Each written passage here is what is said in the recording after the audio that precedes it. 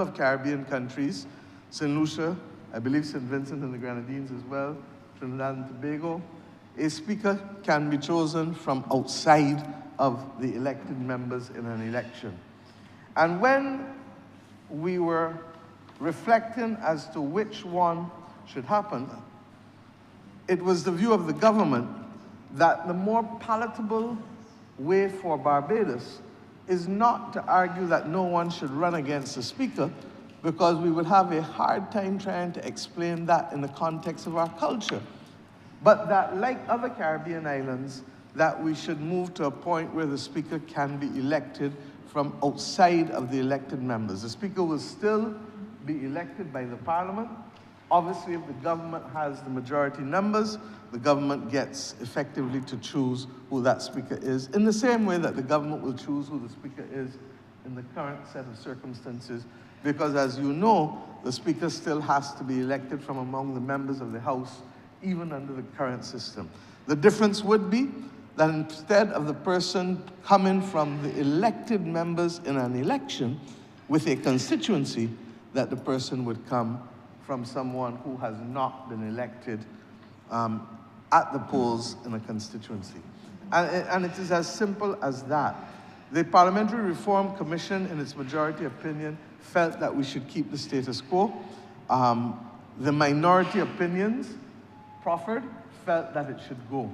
The government finds itself associating with the minority opinion because I have seen over 31 years in this chamber and 3.5 years in the other chamber, the extent to which it does put a serious hardship on the speakers, because people feel that they're not representing them, they're not speaking for them, they don't hear you talking about them.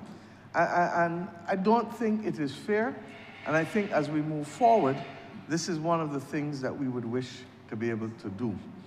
Secondly, with respect to an improvement in our governance, this simple bill seeks to give ministers the right of audience in the other chamber, whichever is the other chamber for them. And let me be very clear, sir.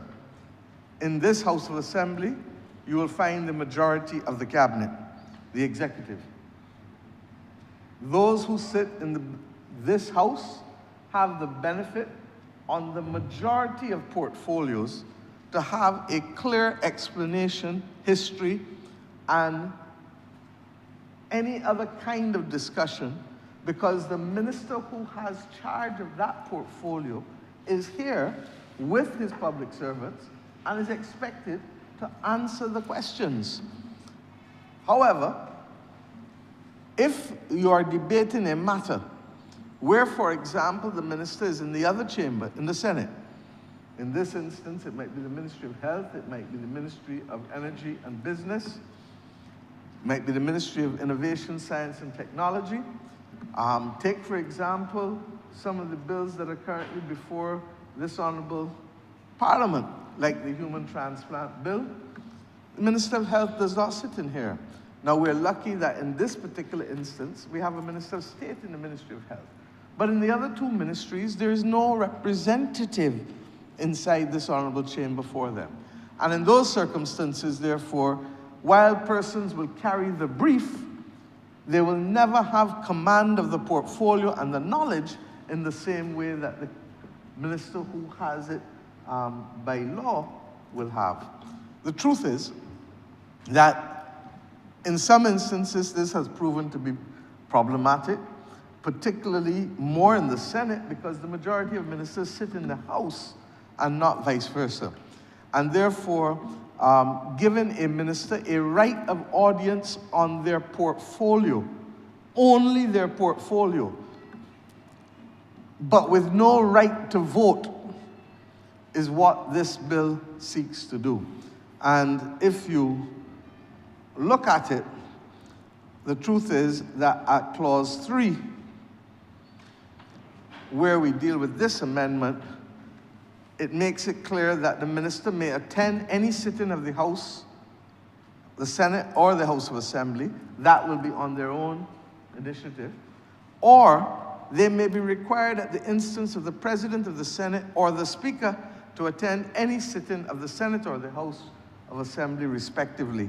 But in that instance, that can only happen where the Speaker or the President wants them to come by the adoption of a motion for the purpose of securing their attendance. What is clear is that at Clause 3, where it amends Section 53A of the Constitution, the new Section 53A, subsection 3, makes it clear that they may speak only on any motion before the House or the Senate concerning their portfolio, 3 and 4, and they may allow for the amendments, but they will not have a vote thereon. And that is the most critical part for what we're doing. This is relatively common. It happens in Trinidad and Tobago. It happens in some of the other Caribbean parliaments. The truth is that some of our parliaments are unicameral, so that is not an issue at all. But because Barbados still has 2 houses, a bicameral parliament, it is an issue because as we speak now, none of us in here have a right of audience in the other place, and none in the other place have a right of audience in here. Secondly, it seeks to give the Attorney General the ability to be able to move at the 53A4 to be able to speak in either house on any matter. And why? The internal logic of this is that nothing can come before the Honourable House of Assembly or the Senate without the certification of the Attorney General, whether it is a resolution or a bill. And therefore, the Attorney General is going to be required to be the glue that keeps the legislative calendar and the parliamentary calendar going. Now, that may have implications for the future because it means a much higher load on the Attorney General, and we will probably see more and more an Attorney General as a dedicated Attorney General rather than carrying other wider portfolios, largely because of the need to make sure that this process is fluid and seamless with respect to the parliamentary business of both houses. Sir, there is nothing more mysterious about these 3 amendments. I had the honor of meeting with the Honourable Leader of the Opposition when we met to determine whether and how we would address the issue of the presidency of this country. And we had good discussions that led clearly to the joint nomination of a president. This, among other things, was also discussed and was not seen to be controversial. And I thank the Leader of the Opposition for his position on these matters with respect to this particular provision and with respect to the provision with respect to the Speaker. We did not speak on the matter of the Electoral and Boundaries Commission, but he has members, as you know, 2 members of that commission are representatives of the Leader of the Opposition. And you may ask why. One was nominated by the previous Leader of the Opposition, but I believe that he finds full favor with the current Leader of the Opposition. And if I'm speaking outside of my limits, then please let me know. But to my certain knowledge, when they attended the Constitutional Reform Commission, that Deputy Chairman accompanied the Honourable Leader of the Opposition. So if I'm making assumptions that I should not make, I am more than willing to correct them and to stand corrected and to apologize. With respect to the second member, the other current member who was on the commission is now a candidate for the Leader of the Opposition, and in fact, I believe is running in the seat that the Leader of the Opposition is currently holding. And he had the honor of appointing another member whom we have appropriately put and in place. I believe all the work has been done. In fact, I believe that she is now on an electoral observer mission in another Caribbean country with His Honor the Speaker. And in those circumstances, that commission has now been appropriately constituted. In the circumstances, sir, the only thing left for me to explain is why these 3 amendments are being taken on its own, given that the government is undergoing a period of constitutional reform. And there is, in fact, a draft new constitution, which we had paused. We received the report of the Constitutional Reform Commission, and I want to put on record again our gratitude to the Commission and to its chairman, the Most Honourable retired Justice Mr. Christopher Blackman, and all of the members of that commission. But there was one major lacuna that the government felt had not been addressed. We didn't necessarily agree with everything else, but for the most part, there was one major lacuna, one major omission, and that is the omission dealing with the responsibilities of citizens. The Constitution is set out initially in its preamble, and then it goes to deal with the fundamental rights of citizens. And there are a whole host of fundamental rights that we're all familiar of. The right to life, the right to freedom of association, right to protection of law, the right for protection of your property, subject, of course, in every instance, to that which is necessary to protect the public interest as broadly defined, or laws that already exist that require protection of citizens or property and whatever else. So you have a right to freedom of expression, but that is curtailed by your obligation not to libel or defame someone. But the government felt that the new Constitution of Barbados, unlike the old one, which speaks to the role of government and the role of different divisions that are related to government, should speak generally to the role of governance in the country, as opposed to the role of government. And that in addressing the issue of governance, that one of the things we have to address is the role of citizen. And citizen is the highest office, all of us agree, in a democracy. But a citizen that is told only of their rights, or even a person who is not a citizen that is told only of their rights, as opposed to their duties, their responsibilities, may feel that they live in a country that doesn't require them to do anything. It's like living in a house without doing anything to help maintain the house, no chores, no payment of anything. It doesn't work. And if you leave a house unattended, sir, for a long period of time, as you know, without doing anything, the house starts to fall down. The plumbing stops working, the tiles get cracked up, the roof might have a leak, the doors start to fall off, the kitchen doors, if you're pulling at it all the time, year after year after year, the hinges start to fall and loosen. Sir, there is not even an inanimate object like a house that can survive without the active participation of the inhabitants. And like a house, sir, more so a nation.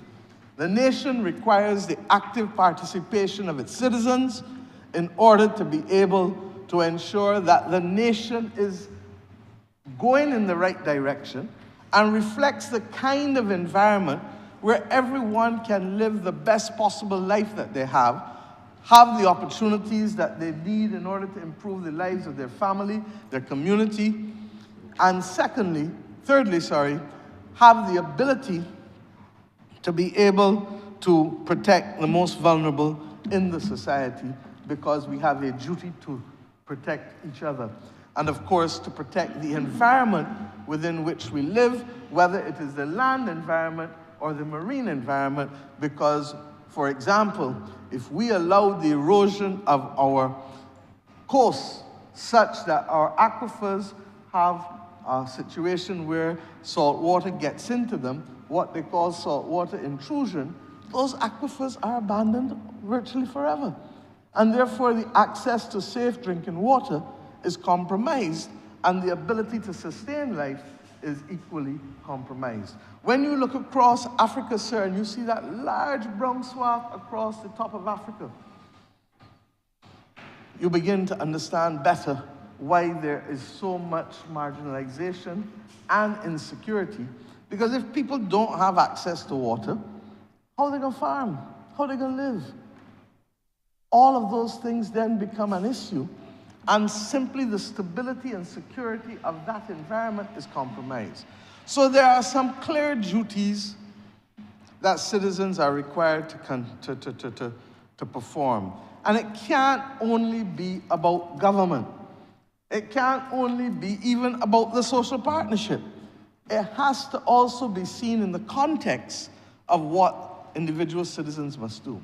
So the government engaged some work to be able to see how best we can build on the work of the Constitutional Reform Commission.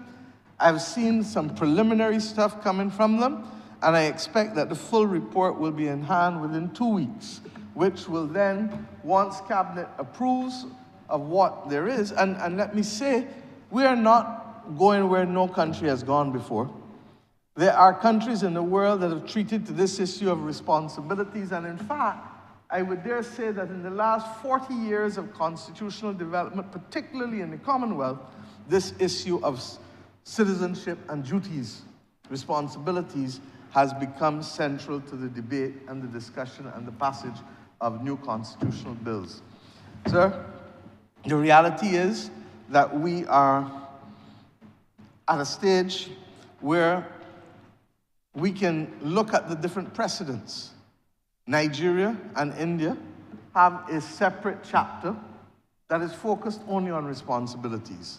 There are other countries that may choose to intertwine those responsibilities within the fundamental rights chapter, which is okay, but does not give us the ability to communicate the message to ordinary citizens as simply and as clearly as we can. And then, of course, there is general reference and generic reference in the preamble.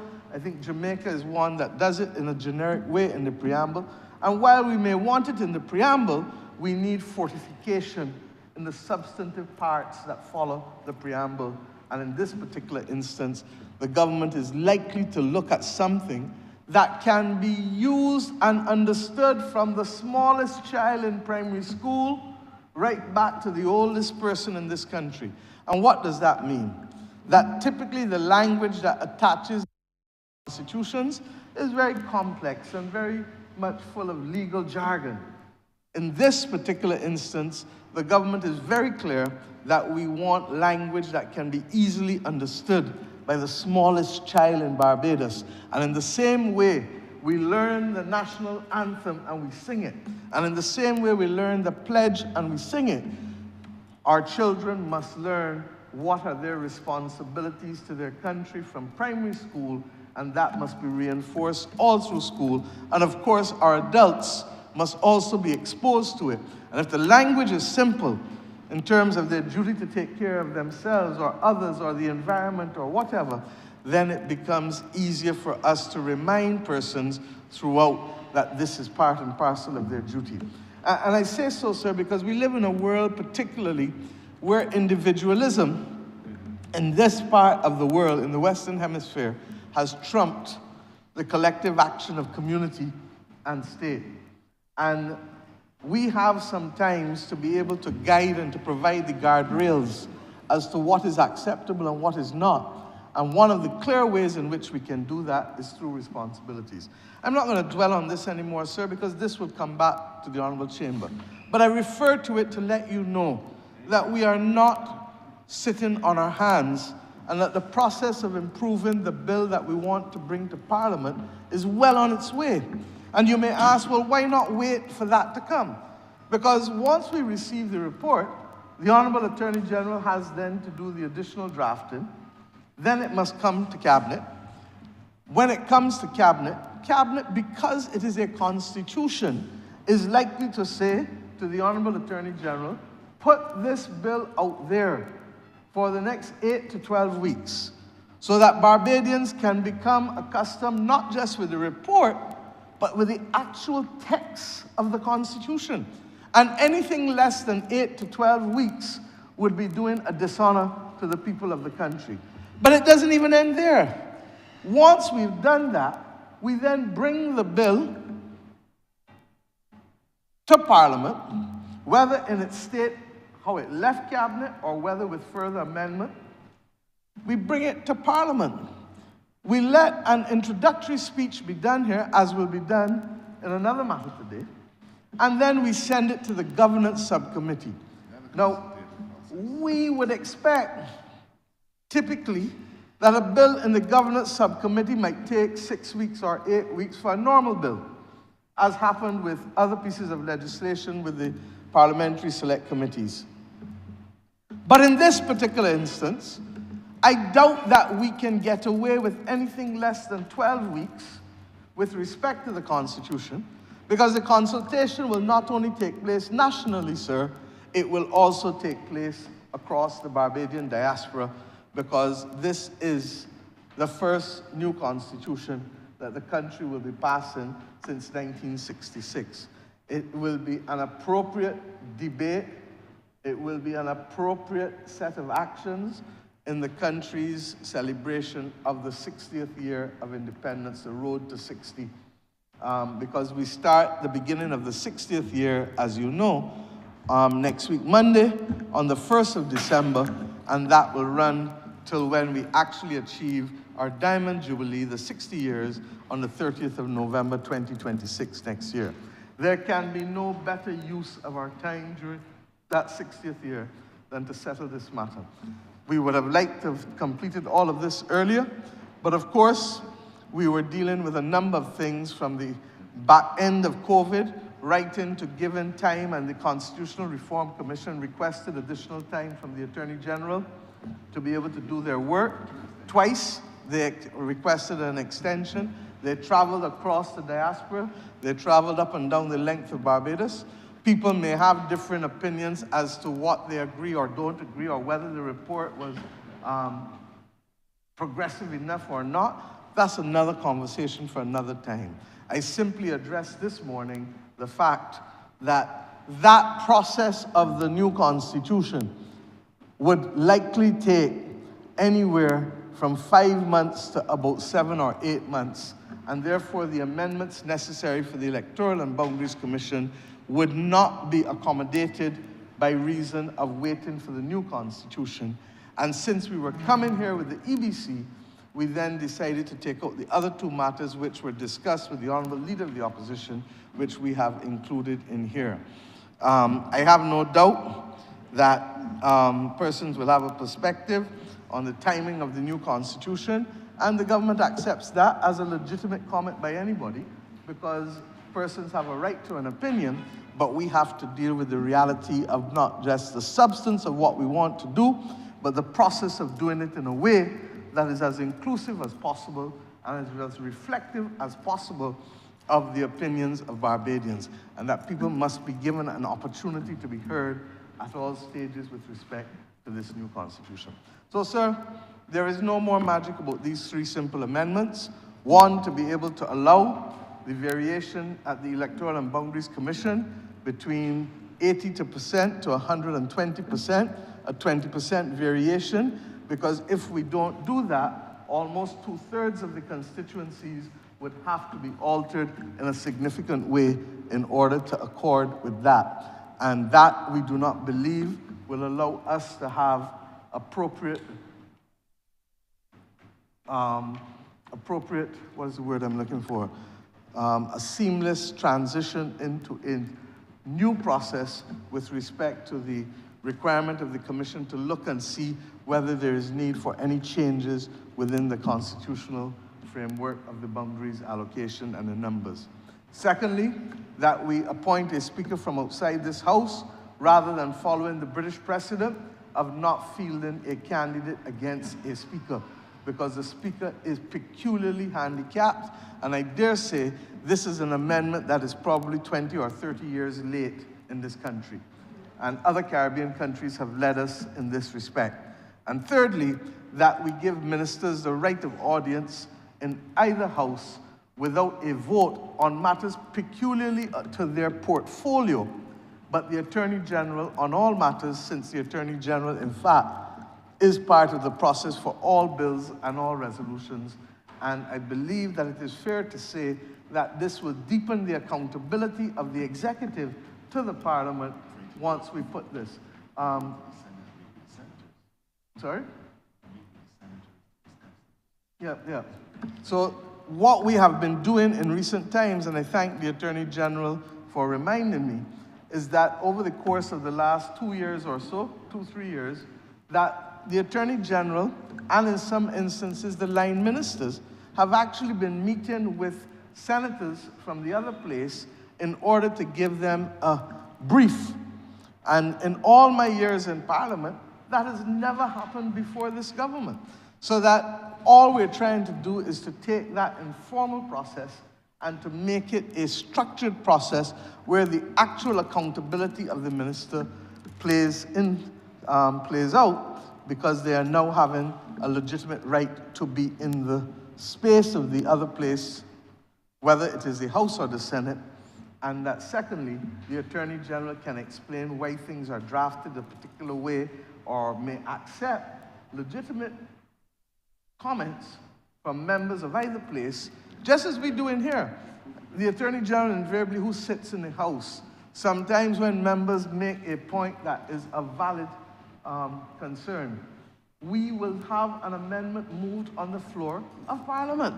And by not having the AG in the Senate, it means that that process becomes more convoluted, more contentious, and undermines the integrity of the entire governance process. So, Mr. Deputy Speaker, these are 3 simple amendments. They do require a constitutional vote, and therefore we treat it with the seriousness that that merits, but they are simple enough to allow us to be able to move without prejudice to our obligation to release by early New Year the new constitutional bill, which will be on the road, as I said, for a number of months, both pre-introduction to Parliament and post-introduction to Parliament, before it can be appropriately debated and passed. I'm obliged to you, Mr. Deputy Speaker. Thank you. I'd like to move that the question is, you want this? Leader of the opposition. Thank you very much, Mr. Deputy Speaker. I begin where the Honourable Prime Minister ended, and I quote, "These are 3 simple amendments." The Honourable Prime Minister will hear me agree with some of what she said, but the Honourable Member will not hear me agree with that statement, that these are simple amendments. Indeed, I wish to vary from that and say that any constitutional amendment is a matter of great moment in a legislature. And indeed, it is a heavy moment. And so heavy is it that the Honourable Prime Minister thought that it became her duty to lift this heaviness out of the hands of the learned Attorney General. And for that, as a House, we are grateful.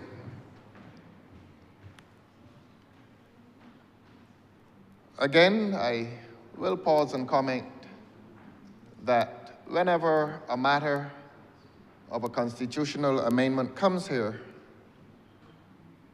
it requires a majority of the members of the House. And I say this not by way of mischief, but I think the public expects that when you are amending the supreme law of this land,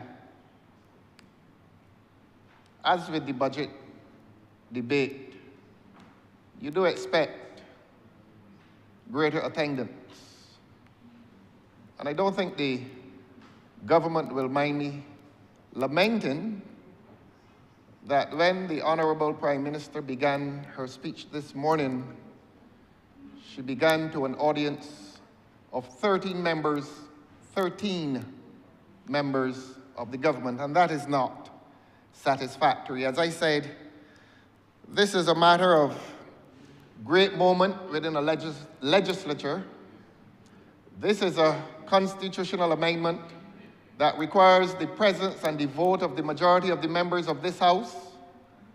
And I repeat, that the Honourable Prime Minister ought to have had the respect of greater attendance. But that is a matter for the government. I will do my job according to my mandate. Now, I am going to say a few things in treating this debate as more academic than political. Of course, occasionally I will pause for political comment, since this is also a political body. But Your Honor will indulge me in an academic enterprise across the face of the Constitution as it pertains to Parliament. This is what we're here about this morning. We are here this morning to fundamentally alter the Constitution as it pertains to the Parliament. We are here, and when I say we, I speak of the Parliament, and more particularly, the government is here this morning to alter not only the Constitution as supreme law, but the Constitution as of the Parliament. In other words, how this Parliament is constituted. I know it is a cognate debate, and Your Honor, you will allow me to focus with some greater emphasis on the amendment which seeks to change the nature of the office of Speaker. Let me explain to the public, as did the Honourable Prime Minister, that this amendment seeks to change the office of Speaker from one who is an elected member of the government, one who is an elected representative of a constituency, and we will not hide anything, one who is partisan. For many years, and too many years, the office of Speaker has been filled by an individual who is partisan, and that is a matter of some regret, and I agree with the Honourable Prime Minister. In a modern democracy, you cannot have the person who oversees the business of this place sitting in that office that you occupy this morning, sir, while he is also a partisan representative of a constituency, and that is untenable. I mean, for many years I've wondered how this Parliament conducted its business. And I mean no disrespect to the institution, but a Speaker who sits in that position sits in a situation not only that is untenable, that can become farcical, legally and constitutionally farcical. Because here you're asking a gentleman to give rulings in contentious debate, and particularly in this Parliament as constituted, with 28 members on the government benches, one on the opposition bench, and he then, as you may well be today, he is asked to give rulings when there is dispute across the aisle. And how does he do that? Is he expected to be less than partisan when he is partisan? But principles of integrity would say to him that he must be impartial. And you cannot guarantee impartiality. What you can do is guarantee independence. And independence and impartiality are two different concepts, and that's why we're here today, sir. This Parliament is here today to legislate the independence of the office of Speaker. As I've said, this Parliament cannot legislate impartiality. And let us appreciate that distinction, that independence refers to the state of an institution. Impartiality relates to the state of mind. So that while you can guarantee the independence of the institution of Speaker, it falls to the integrity of the holder of the office of Speaker to determine whether he will be impartial. And that is where we are today. That is the juncture at which this Parliament stands today. I repeat that that the system has imposed very difficult standards on the office of Speaker. And this Parliament, this government comes here today to resolve that crisis. The government comes today to resolve that crisis by this amendment. But I cannot proceed to the finer aspects of the proposed amendment unless I remind the public in what I'm insisting, Your Honor, will be an academic enterprise. I will remind my audience, which is you, sir, and the people of Barbados, that the Constitution is the highest law in this country, and this may sound trite among lawyers, but speaking to laypersons need to understand the importance of the Constitution. That the Constitution, in a sense, rules this country. One may say it is an artificial document, but it pertains to the powers of real people, of human beings. And as an artificial document, while it attempts to control the conduct and limit the powers of real human beings, above and beyond that, it establishes what we call the state and the institutions of that state. And I say this here very often, and Your Honor, I will never tire of saying it, because the public needs to understand the legal paradigm within which this country finds itself from day to day. And those three organs of the state, I repeat, are the Cabinet, the Parliament, this place, and the judiciary. And there's something called separation of powers, that the powers of each of those institutions must be separate, and that no one institution is superior to the other. The Cabinet governs Barbados from day to day. The Parliament passes law, as the Constitution says, for the peace, order, and good government of this country. And the judiciary adjudicates on all matters, whether of dispute or matters intended for declaration. In other words, sometimes a court is asked not to resolve a dispute, sometimes a court is asked to declare the law. And that is the sole and exclusive power and authority of a court. So that you have these three separate institutions which constitute the state. And I want to say that a constitution really is not such unless one is willing to pause and regard these three institutions as the pillars of the state. I repeat, the Cabinet, very powerful institution. I think the people of Barbados, more now than ever, are aware of this. The Parliament, obviously, is a very powerful institution. It passes law which governs the conduct of every individual in this country, including those who pass that law. And of course, as I've said, the judiciary stands apart, not above, it stands apart, and every matter of dispute or declaration which obtains in this country goes to that body called the judiciary. And as I've said, they are separate. That is why you have the doctrine, separation of powers, and it is precisely what it says.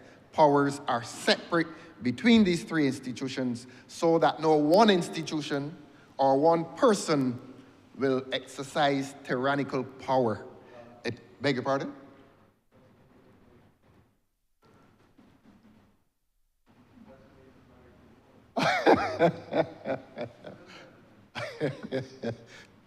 I hope you did not hear that, sir. But we need these moments sometimes. And so, Your Honor, please permit me to explain that. And one will hear lawyers and constitutional lawyers indicate that although you have a head of state, which in our system is the president, and you will have a head of government, which is the prime minister, and you will have a chief justice, who is the head of the judiciary, none of those persons rule this country. This country is ruled by a constitution. Isn't that a remarkable thing? An artificial document exercises rule over this country so that the actors, the human beings who believe that they may have all this power, that power is limited by the Constitution.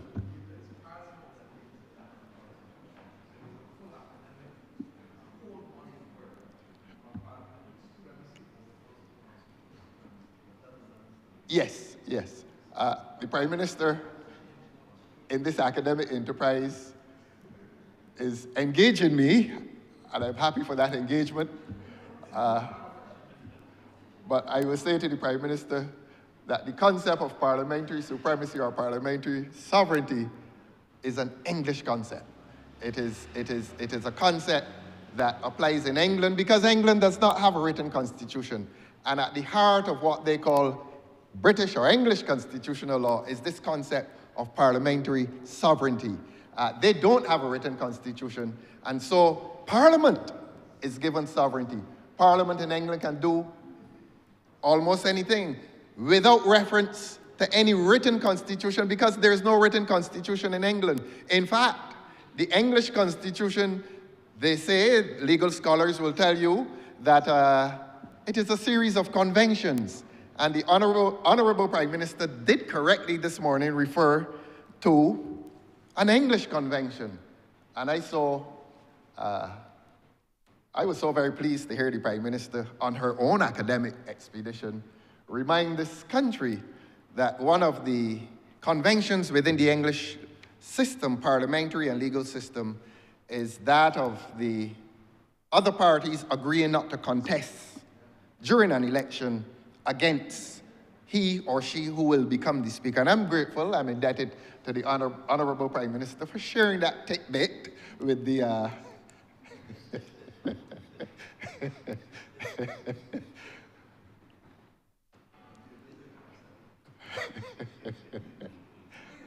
It is more than a tidbit, sir.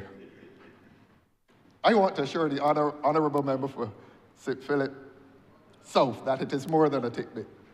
He seemed gleeful at that nomenclature, at that word. But it is a constitutional convention, and whatever criticism one reserves for the English constitutional system, there is always a concern, whatever admiration one has, there's always the concern that a constitution or a legal system which rests on conventions can be seen as brittle, but the English have learned to maintain order and stability, not on the basis of the written law, but on the basis of human conduct. And that human conduct is described as a convention. It isn't written anywhere, but they subscribe to it.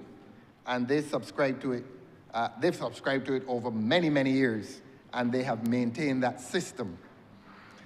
But I want to, as is my right, do a critique of this law.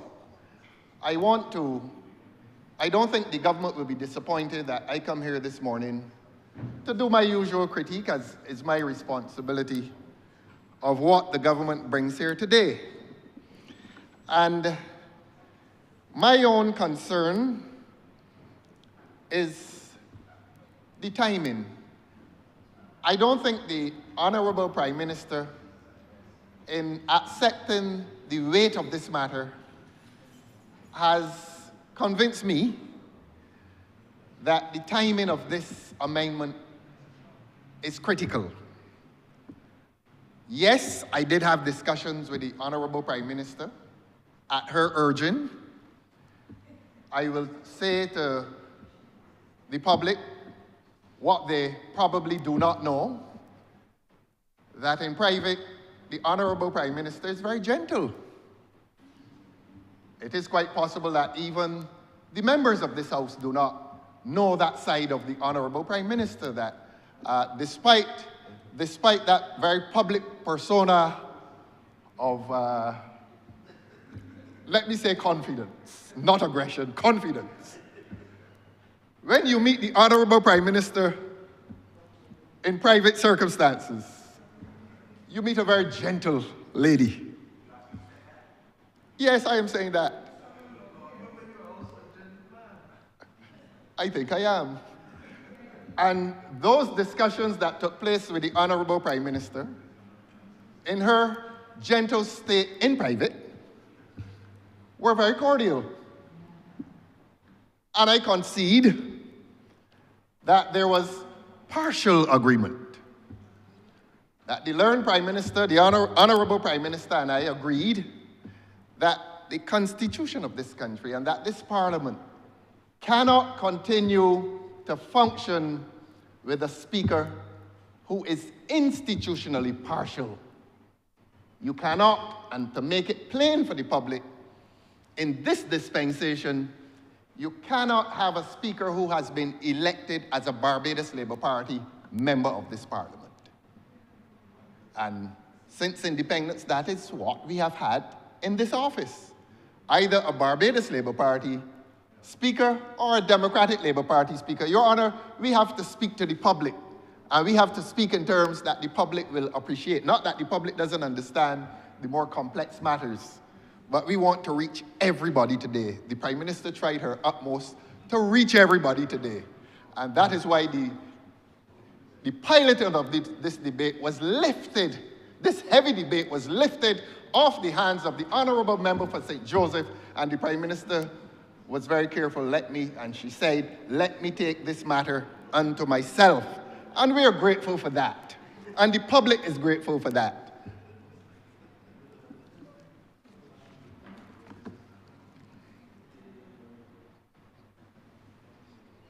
I come, Your Honour, to the details of the debate. As I've said, the Honourable Prime Minister and I agree that the office must be filled by a person who is impartial, and that the office must be independent. I've explained that independence of the office refers to the state of the office. No BLP or DLP should sit there. It is, in my deliberations, my cordial deliberations with the Honourable Prime Minister, I said to her, and she agreed, that the office must be filled by someone who is impartial. And there's probably no guarantee of impartiality, but the person certainly should not be a BLP nor a DLP in that office. I will say to the public what I submitted to the Honourable Prime Minister. I said then, and I repeat here, this is not that I'm disclosing private, gentle conversations, but permit me to repeat, sir, that my submission was that the office holder should sit in that office for 7 years. And I submitted 7 years because I felt that it would be a guarantee of some independence if the term of the office exceeded that of the term of government. In other words, if the government is sent here for 5 years, of course this government rejects what the public has done. The public sends the government here for 5 years, and for some reason the Prime Minister does not like the number 5. But my view is that if the Constitution, if the laws of this country give a government 5 years, and we are in here today as a Parliament attempting to pass a law for the term of the life of an independent and impartial Speaker, that office holder should exceed the life of the government, and 7 years is always such a good number. In the Bible, 7 normally finds itself relating to plenty and famine.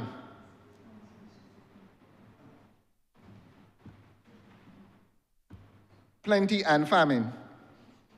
I don't know how the public now feels about the past 7 years, but the public will be called upon to answer that. The public will be called to answer that question pretty soon. But, Your Honor, that is my own proposal, that the office holder should sit for 7 years, thereby exceeding the life of the Parliament, thereby relieving himself or herself from control. So that, for example, if on January 1st you have a new government, and on January 1st you have a new speaker, when that government is changed, as all governments must change and will, after that change, that necessary change has occurred, that person called speaker, his term continues. And he, having lived for 5 years under the previous government, will continue a life of relative freedom under a new government. And a new government being a better government, if he has been a good speaker, that new government will keep him. I wonder if I'm being prophetic here. Prophetic, not pathetic, prophetic. You know, I wanted to learn the Attorney General on this as his swan song, as his last piece of significant legislation before he is asked to withdraw. His hastening him out of this Parliament, that process began on the weekend. And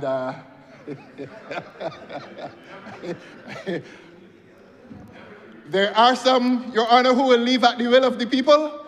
There are some who leave at the will of the Prime Minister. Long live the Prime Minister. Long live the Prime Minister. Whatever sin the Prime Minister may have committed, I applaud the Honourable Prime Minister for asking the Attorney General to relieve this Parliament of himself when this term ends. I don't know why you're laughing, Your Honour.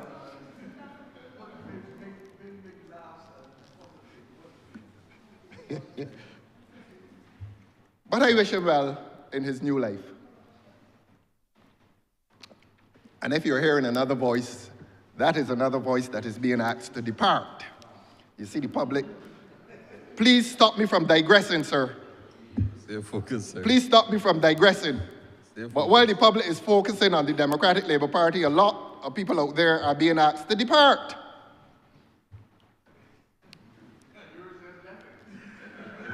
And the Honourable Member for St. Lucie,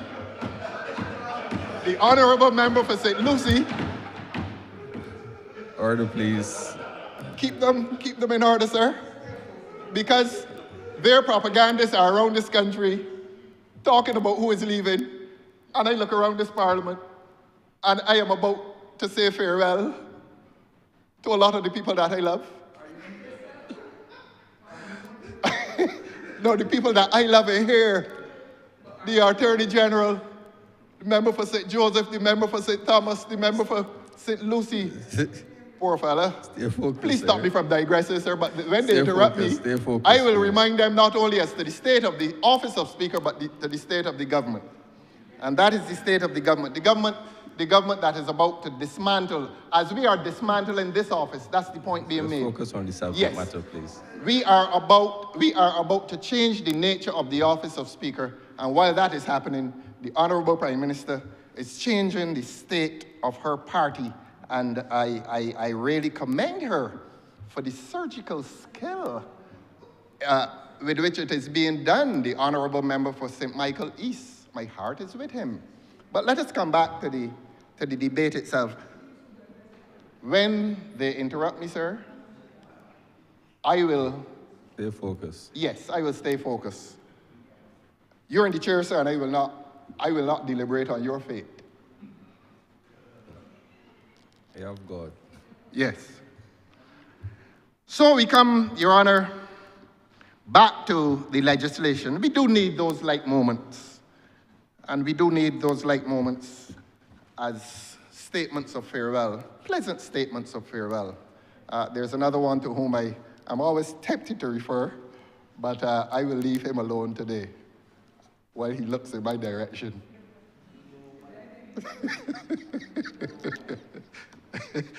You know, the public knows, you know. The public knows. I say this Prime Minister is very gentle. This was a very gentle Prime Minister in the deliberations with me. But in public, the lady is wielding a scalpel. And a lot of you are losing your heads. Stay focused, sir. Yes, Your Honor. Thank you. Now, we come to what will become Section 45A of this legislation, and it reads, "There shall be a Speaker and Deputy Speaker of the House of Assembly who shall be elected in accordance with the provisions of this section." Your Honor, this is purely academic and not intended to be confrontational. Come, let us reason together, saith the Lord. We come here in that spirit today. And I draw this Honourable House's attention, I draw your attention today to what will be the new Section 45A, subsection 2, or subclause 2, since it is a bill. Permit me to read it, sir.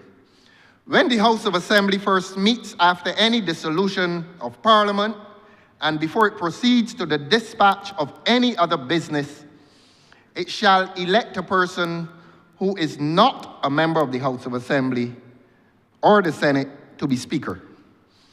The words I wish to draw attention towards are the words, "It shall elect a person who is not a member of the House of Assembly." Now, those are important words, sir. The second subsection clearly defines the office holder as being not a member of the House of Assembly. So that is made clear.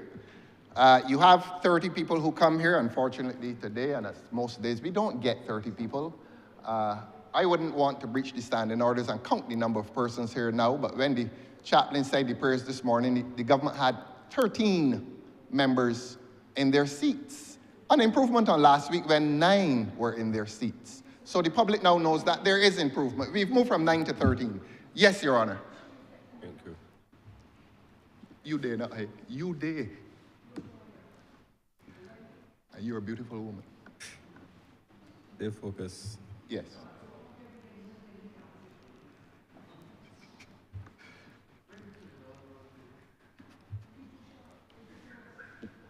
Love. She can't help it. Please, please. Yes, yes. And so the legislation describes the person as a member, as not being a member of the House. So that is clear. Now,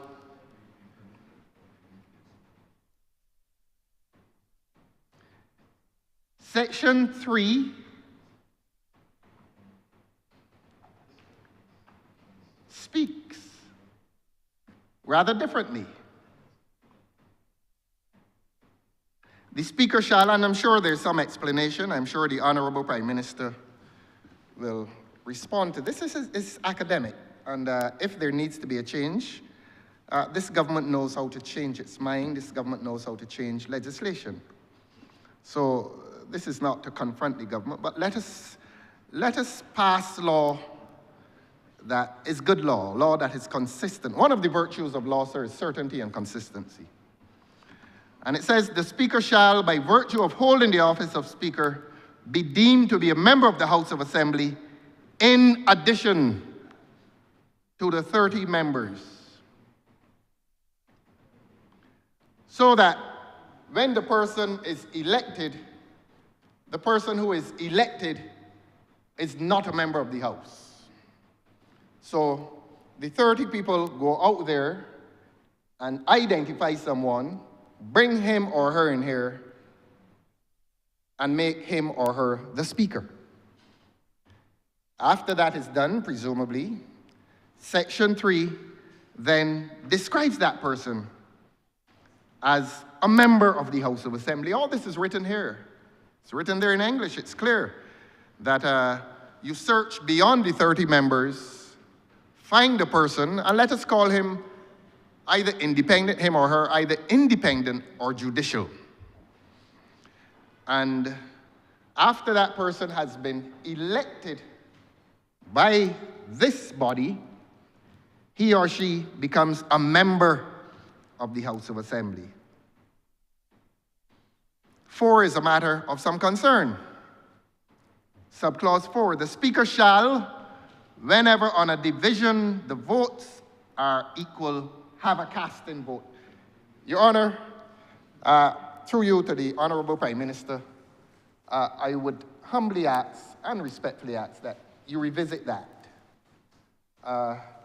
If the person is independent and impartial, and I add, and judicial, may I ask this government to review the stipulation that gives to that office holder a vote, even in this case, a casting vote. I don't think that that ought to be within the power of the kind of office that we are trying to create. The Honourable Prime Minister would appreciate this analogy. I think years ago, the Honourable Prime Minister and I appeared in a case at the Assizes together. Both of our clients were found guilty, by the way. But that's not the point today. Yes, Honourable Member for St. Thomas, we lost the case. Beg your pardon? You won the appeal?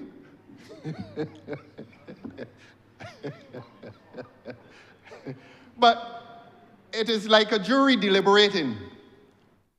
And after or during the deliberation of the jury, you go and ask the judge to do a vote as to the person's innocence or guilt. No, that is not the role of a judge. That is not the role of judicial intervention. That is not the role of somebody who sits independently and who sits with impartiality. So I want to humbly and respectfully recommend to the government that that clause which gives a casting vote, that clause should be removed.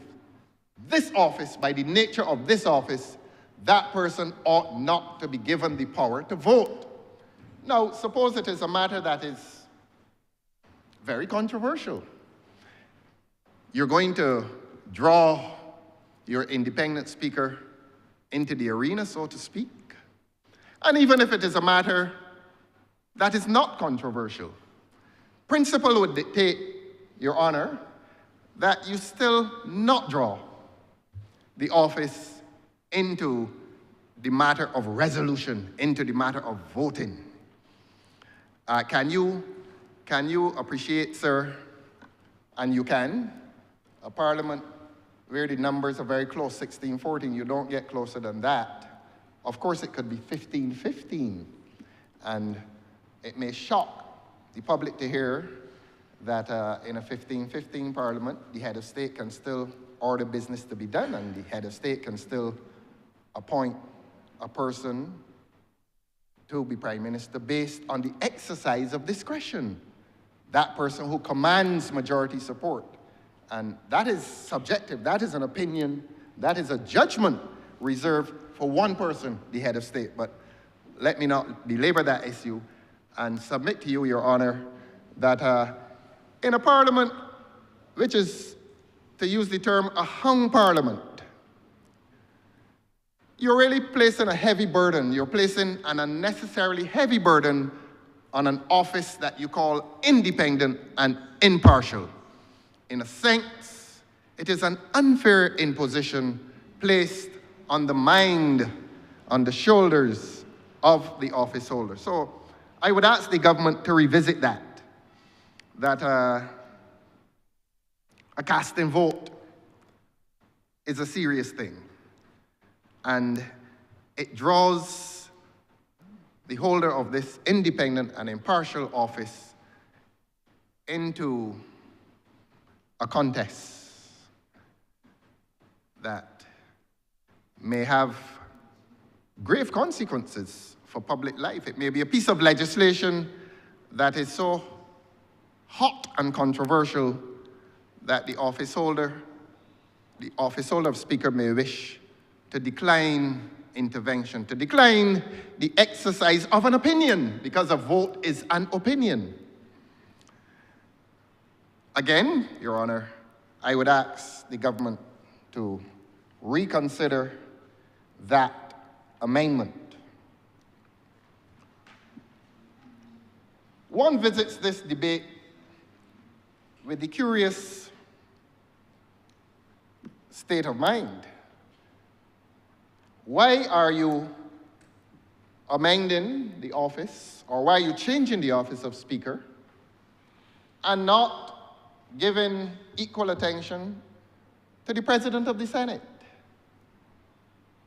I don't understand it. There's one parliament in this country, and when people hear the word parliament, admittedly, they think House of Assembly. And few people think Senate. But there's one parliament which comprises two bodies. The higher body, that is the Senate, and the lower body, the House of Assembly. And I don't know why this government is partitioning this matter in this way. What is so special about the office of Speaker that leaves the office of President of the Senate untouched? Your Honor, in my view, attention ought to be paid to both. Because I cannot support governmental activity that is now parceling out amendments. You come and you make fundamental amendment that affects this place and leave untouched the other place, although the two places are contained within the same institution, Parliament. These are but two subsets of one sect called Parliament.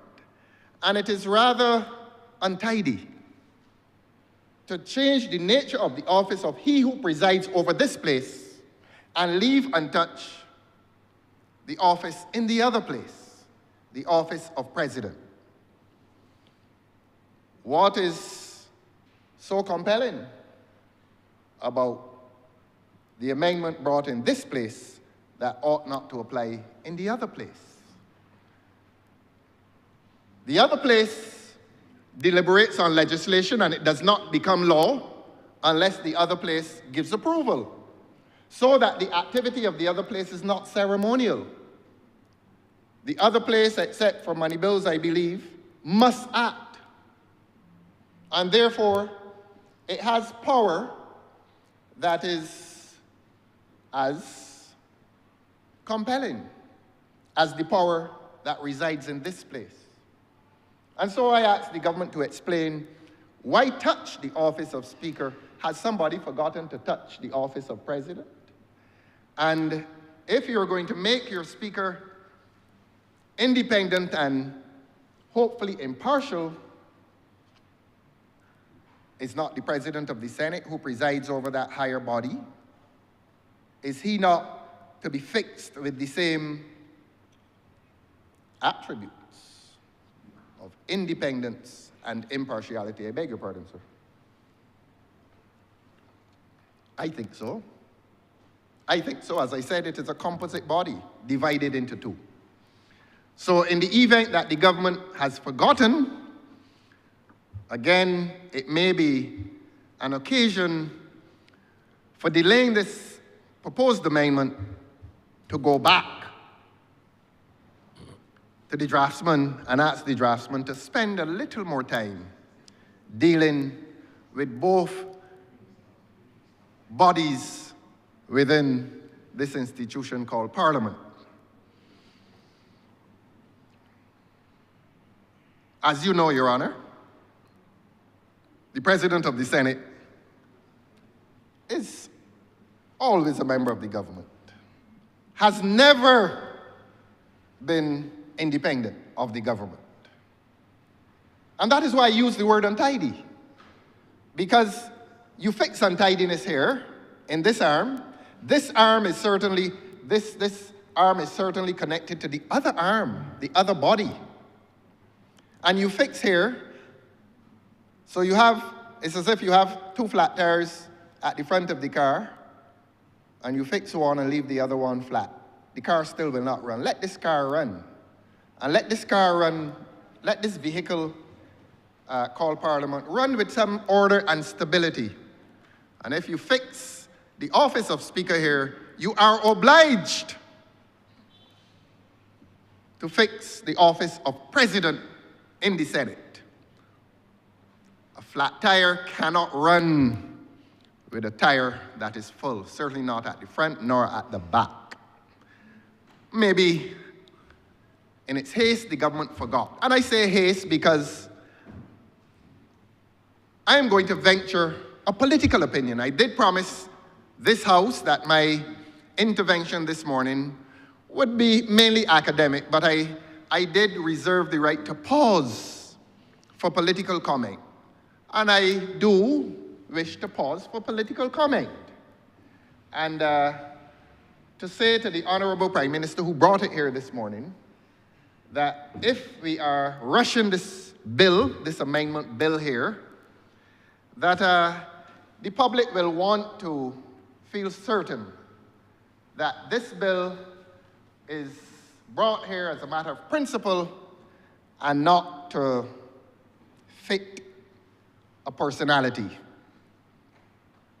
And I'm going to, as the young people say, get real. We all know who holds the office.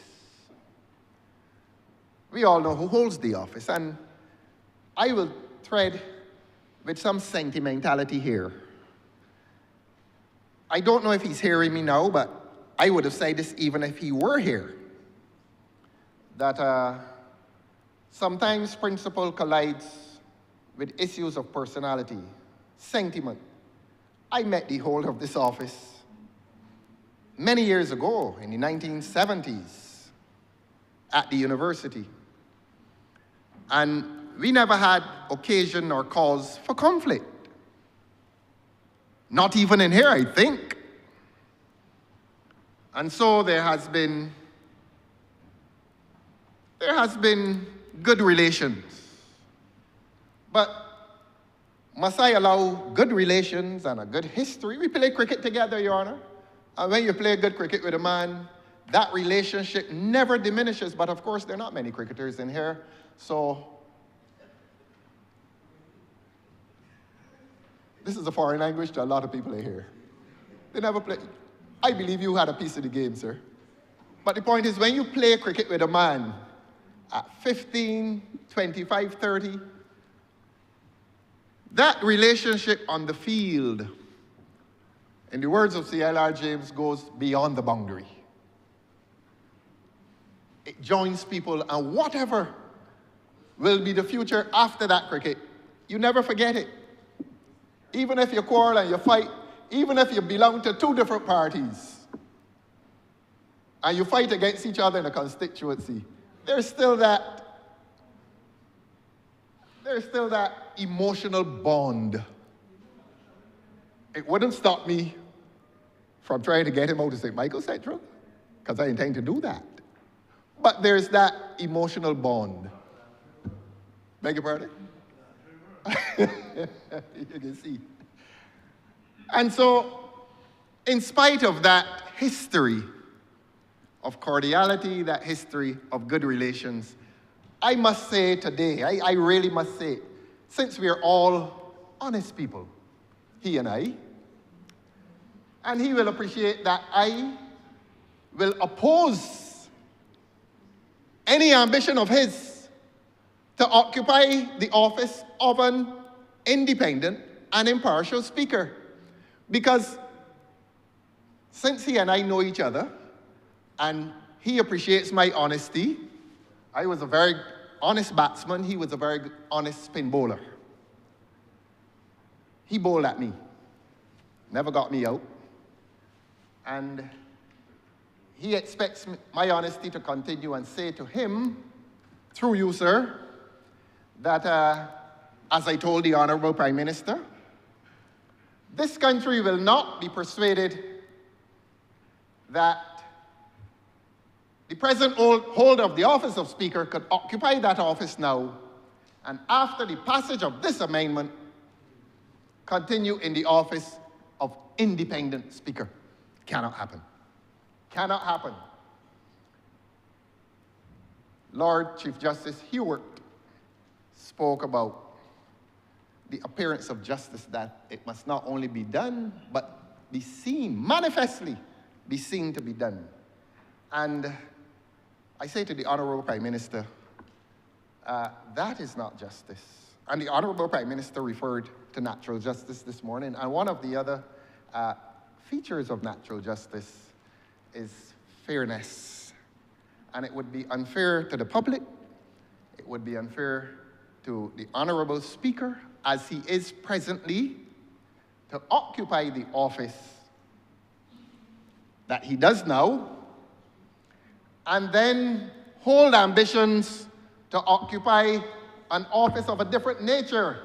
He cannot cease to be a partisan Speaker today, Tuesday, and come back next week and tell the public, I am no longer a partisan Speaker, I am independent and impartial.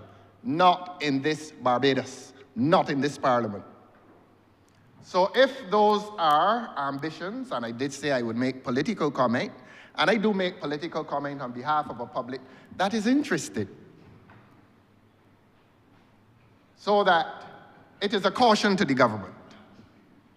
It is a caution to the government that if we push through this amendment, if this Parliament with its abundant government numbers manage to make this the law against what may be public protests, then the government would be compounding its problems, its many problems within the public domain, by seeking to retain the present holder of the office after this amendment. But I have something else to say.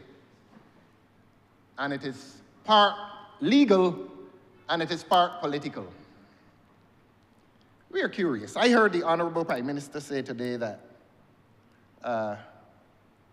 the process, and I'm quoting, the process of the new constitution would take 5 to 7 months. This government's term ends constitutionally, I believe, in January 2027. Yes, January 2027, constitutionally. 90 days for the first day of Parliament. Well, yes, you have a lot of time. You have a lot of time. The public wants to see the government take that time to improve lives. And obviously, if you can't get it done well, the government knows what to do. But we could meet cordially, as we always do, in private. And if the Honourable Prime Minister is now asking me to help her to set an election date, Your Honour, I am willing. And I will put it in an envelope and give you, sir, and give to the Prime Minister. But as with the proposals of that, we will reserve our numbers. But, Your Honour, if the Honourable Prime Minister says that a new constitution will take 5 to 7 months, the government is within the time that allows it, before the end of its term, to do that. And so the public will ask the question, but if you can bring, you being the government, if the government can bring a constitution within 5 to 7 months, why is the government, as vultures do, you're picking at the constitution? We've had, within this term, maybe wrong, about 3 or 4 amendments to the Constitution. I analogize with a vulture picking at a body. And I use the word picking at. A vulture waits until the body is dead, circles, and when it is sure that the body is dead, it goes and picks at it. I would urge this government to stop picking at the body politic like a vulture. Come with an entire brand new constitution. This government mandated an entire commission to do constitutional reform. That constitutional reform committee completed its work, went up to the head of state, and presented a new constitution to Her Excellency. I understand a few of them were put in the supermarkets. Of course, the people of Barbados were more horrified at the high prices in the supermarkets and paid very little attention to the document. So we don't know what happened to them. But the fact of the matter is that this government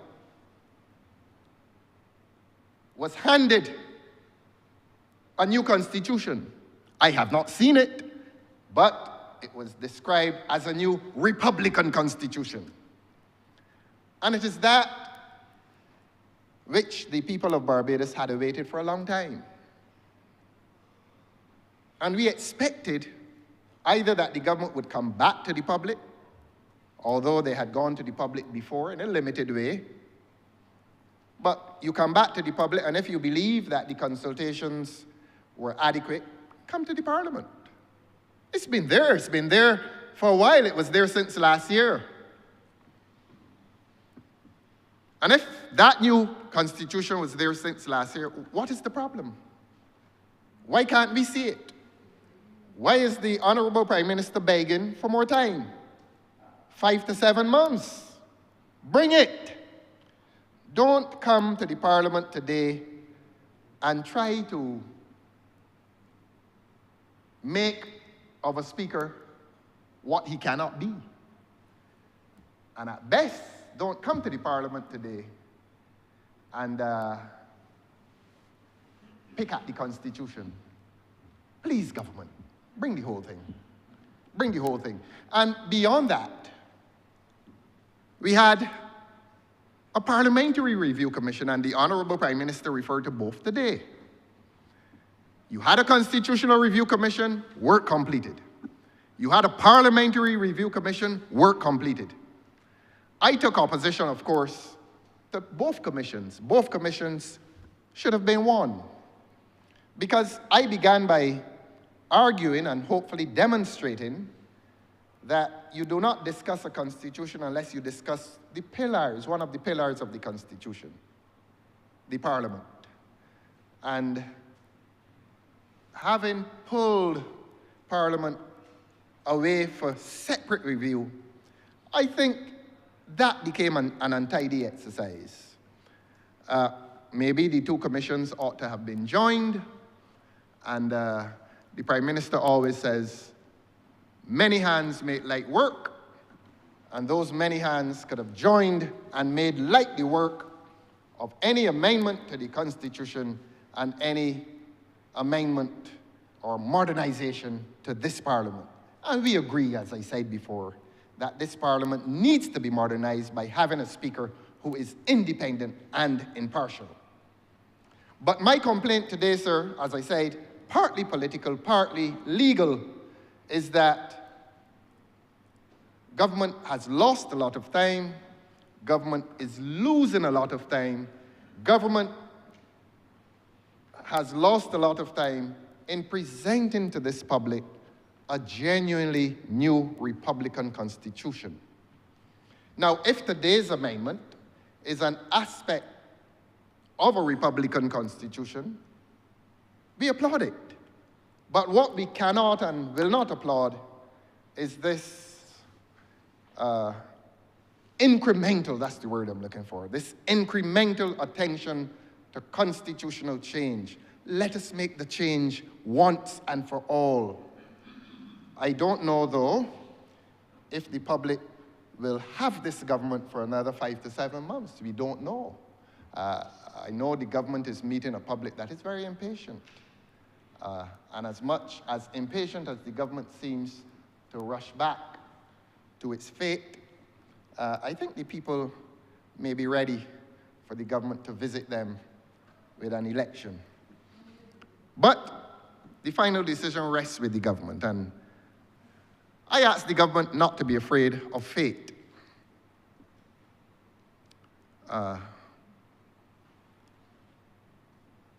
They try to dissuade me from quoting Shakespeare here. I don't know why.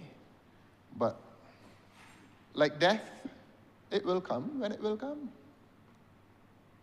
The election and the demise will come. It will come when it will come. So that I ask the government to do one of two things. Either go to the people now, or take the time and do a new constitution. So that I really must object today to this amendment coming at this time.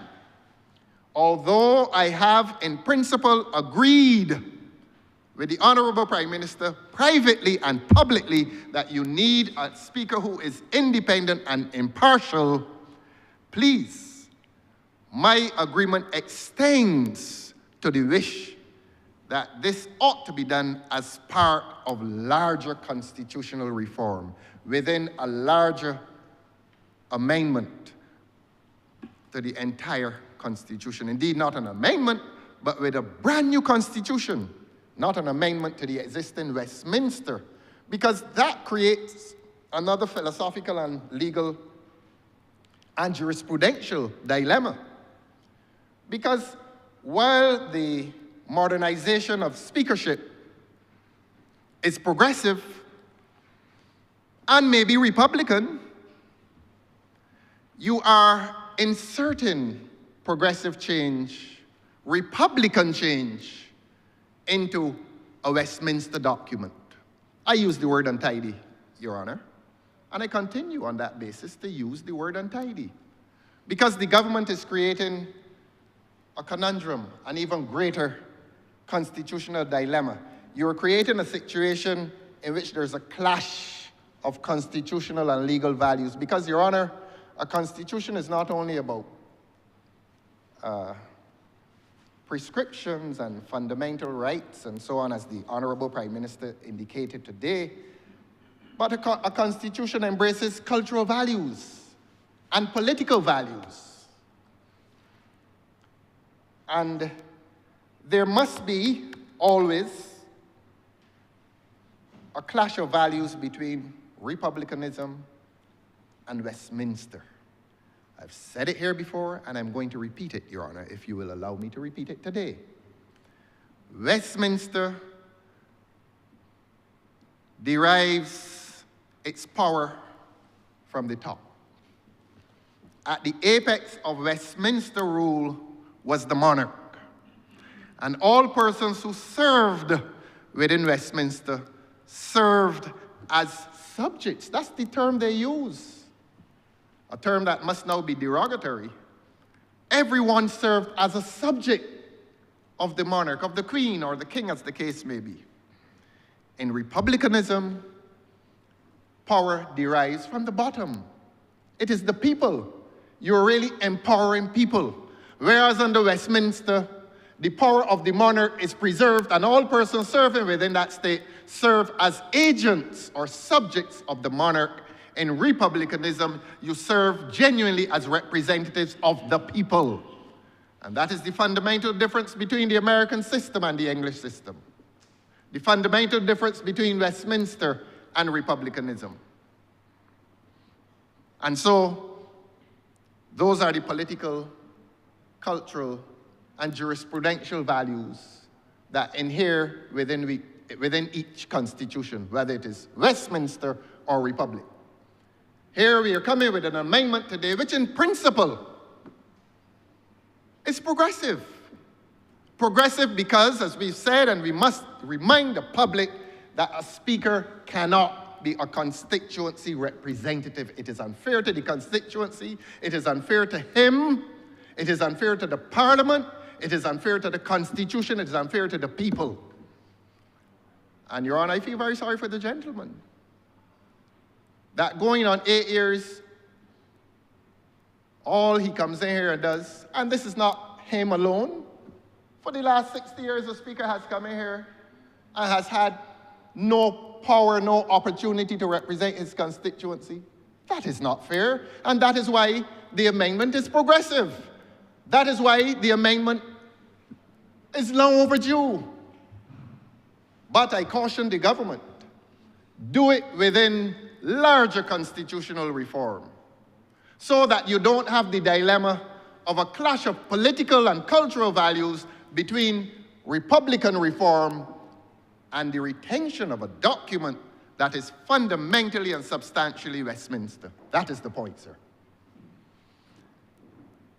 And that's where we are today. And that is why I don't object to the amendment, but I object to the timing of the amendment, and I object to the amendment being done as an individual amendment, separate and apart from the rest of the Constitution. I have indicated before Your Honor, and in closing I will indicate again, that it becomes all the more untidy because you're paying attention to this House of Assembly and you have forgotten the Senate. And law does not become law unless the Senate participates. And if you're going to make the office here independent and impartial, you are obliged as a government to make the office of presidency of the Senate in that body equally independent and impartial. There has to be some explanation, though, sir, why the government is paying attention to the right tire and leaving the left tire flat. This constitutional vehicle will not move today with this amendment, even if passed. And I wonder what the other place will say when it comes there, but that is their business. This is only my prescription.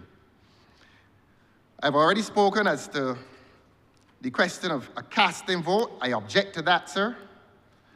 I will come to the question as to how this person, under this amendment, becomes the Speaker, expected to be independent and impartial.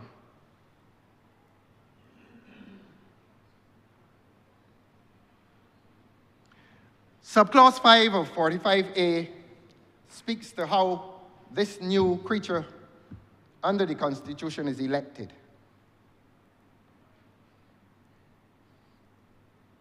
Permit me to read it, sir. When the House of Assembly first meets after any dissolution of Parliament and before it proceeds to the dispatch of any other business except the election of the Speaker, the House shall elect a member of the House who is not a minister or parliamentary secretary to be Deputy Speaker.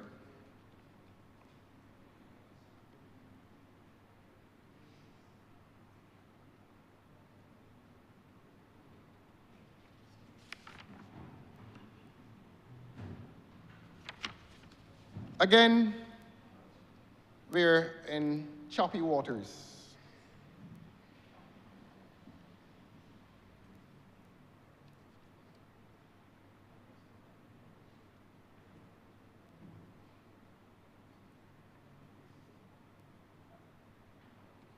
Is the House electing this new independent and impartial Speaker, Your Honor? In a Republican system, which I have described as a system in which power derives from below, from the people, if the people ask for participation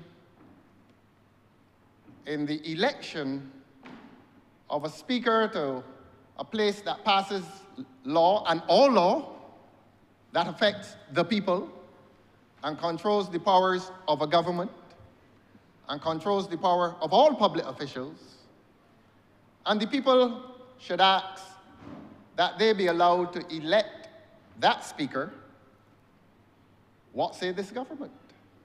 In republicanism, in the spirit of republicanism, will this government reject that protest from the public? Now, if the Speaker and or the Deputy Speaker is elected here, we go right back to the problem that we have tried to solve. We imbue or endow that honorable office with the taint of partisanship.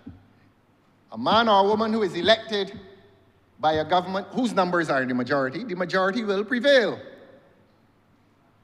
And as soon as he becomes elected, Your Honor, by a parliament, by a government in majority, the public is entitled to say, but look, y'all told me you're bringing somebody who is independent and impartial, and you elect them. Well, I'm entitled to stop believing that they're independent and impartial. So how do you resolve the problem, Your Honor? The same way in which the 30 come in here by the will of the people, should not that person of independence and impartiality come in here at the will of the people? The alternative is that if the parliament elects him, the people will lose confidence that he is indeed independent and impartial. Again, if it is the case that under the new system, the new speaker is elected by parliament, I humbly and respectfully ask the government to revisit that proposal and to have the speaker popularly elected and not elected by partisan exercise of a vote. As I said, if he is elected by partisan exercise of a limited vote in this place, it's all over. It's all over. The character of independence and impartiality is lost.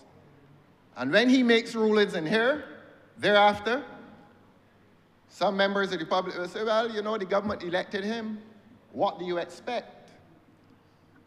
Which is the risk that you face in that office, sir. That it is your integrity, which we don't challenge, and I will pause and say that your rulings from there have always been fair.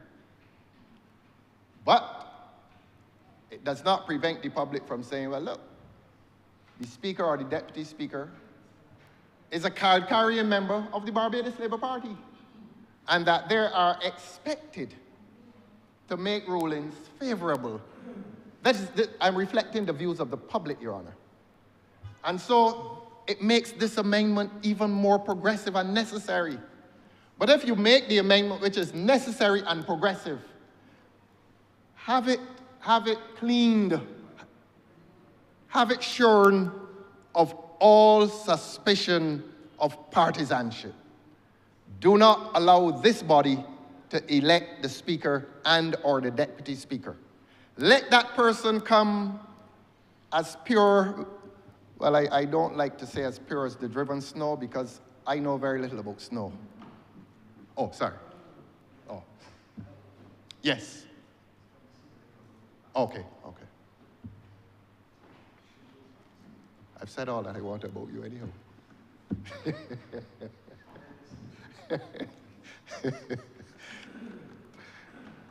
Yes, so that you don't take the vehicle forward and reverse it. You're reversing back into partisanship. So simply, Your Honor, I will ask that the office be elected by the people. Now, I have approximated this office, the judicial office, and we live in a system in which people will find it rather strange that people become judges by way of election, but there's precedent for that.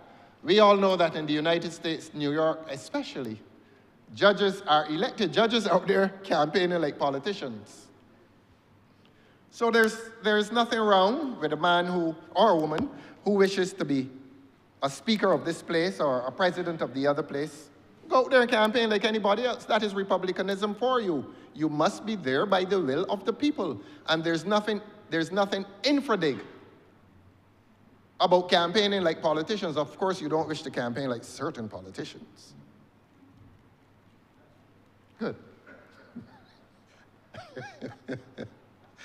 But let them become subject. Let them lose this belief that there's something inherently dirty about politics and there's something inherently dirty about parliamentary service. Service is honorable. And for the Christians in here, We know that at the heart of the Christian exercise is service. That's what we're here about. I often say that people become distracted now by celebrity. But I am certainly not a celebrity. I am a man given to service, and to serve in a constituency, serve in this parliament, and to serve in my country.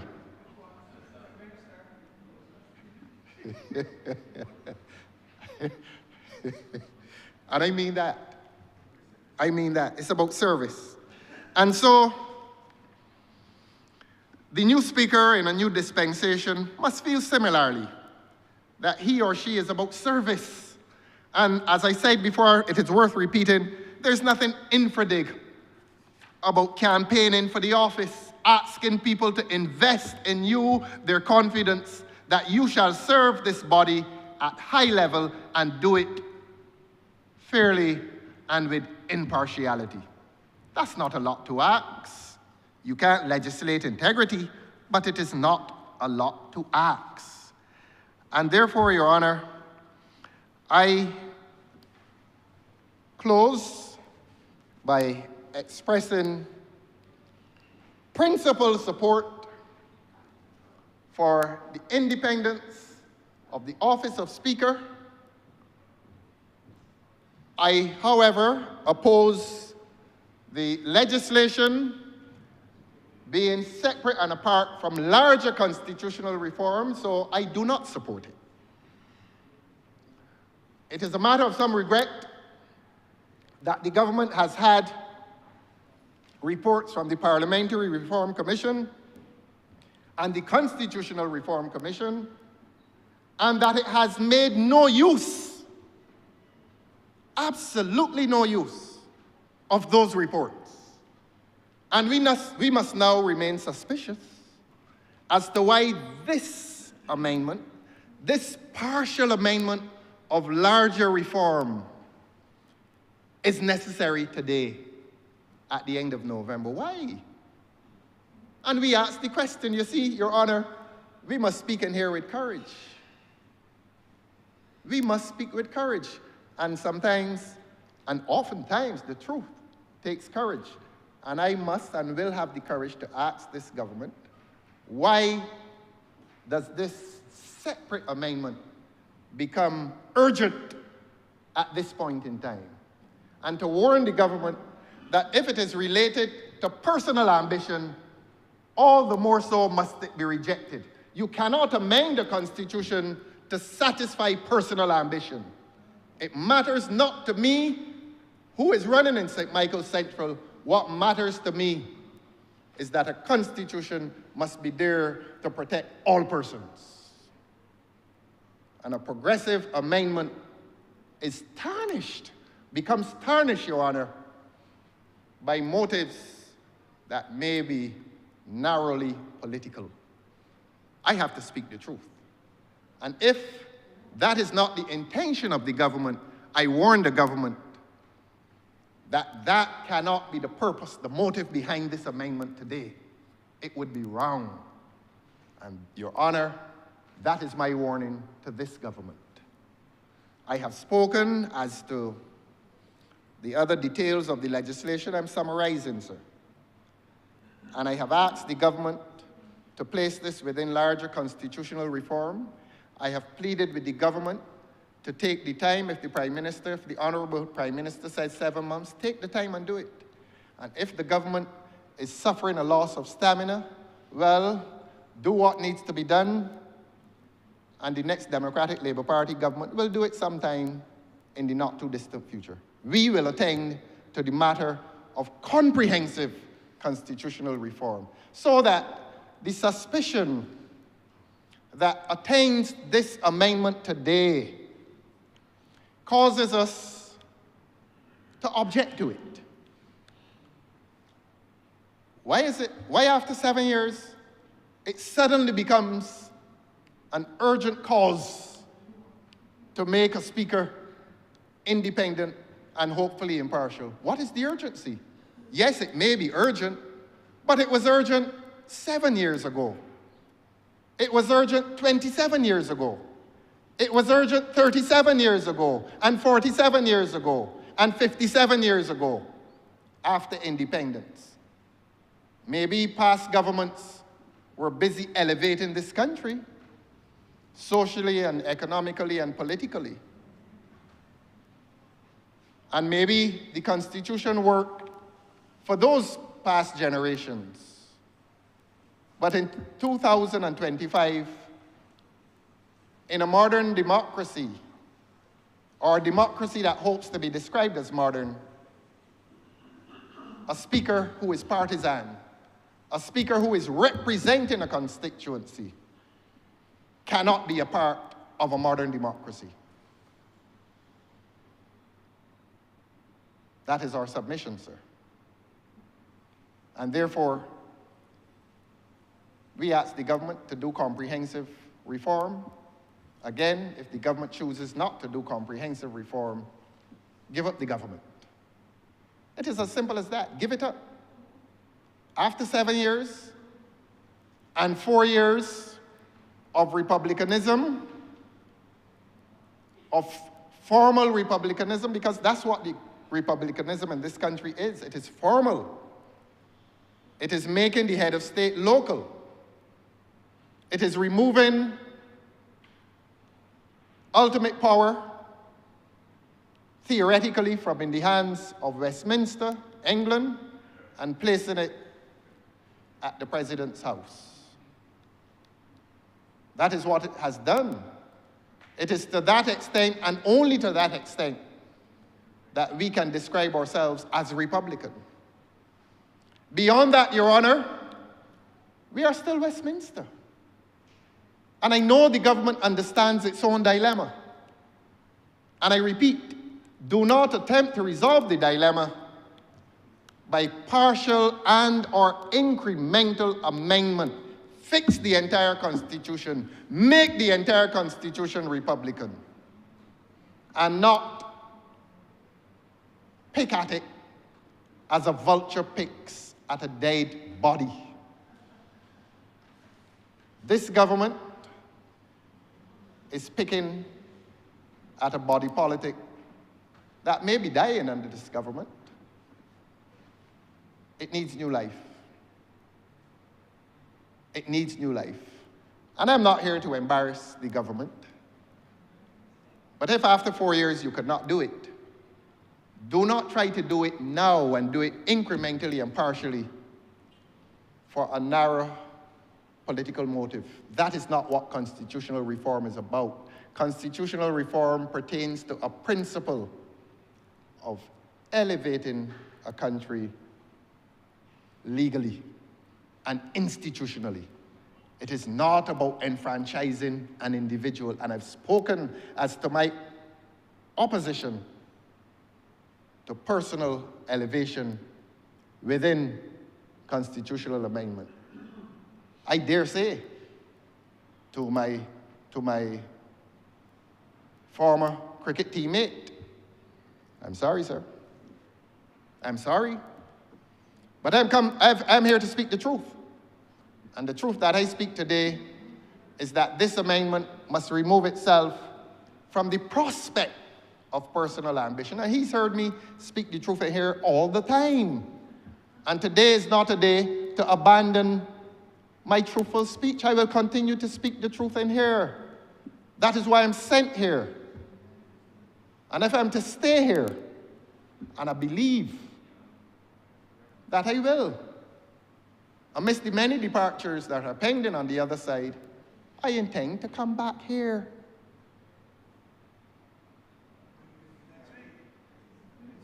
I intend to come back.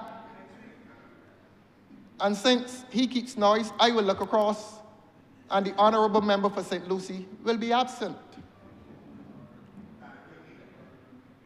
Politically, the people in St. Lucie killing you. Because you killing them with brown water. Stay focused, sir.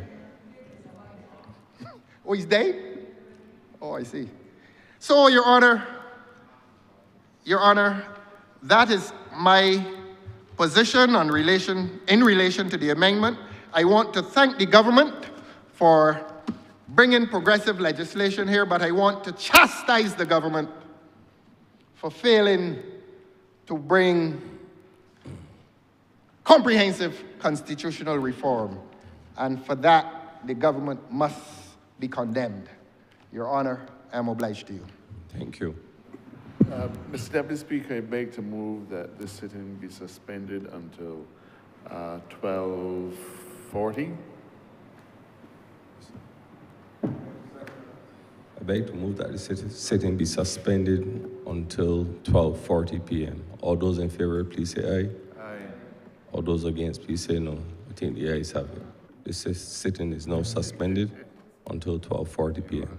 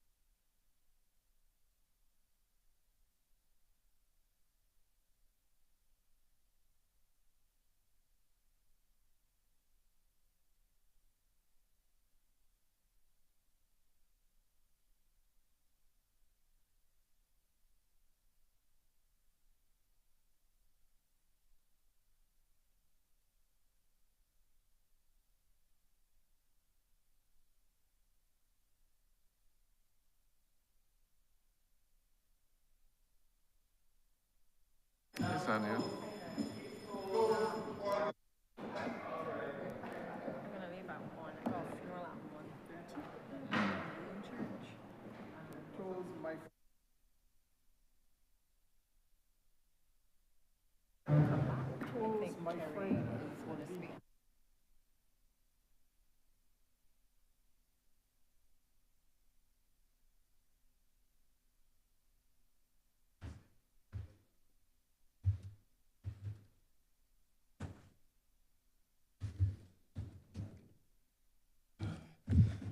The sitting is resumed.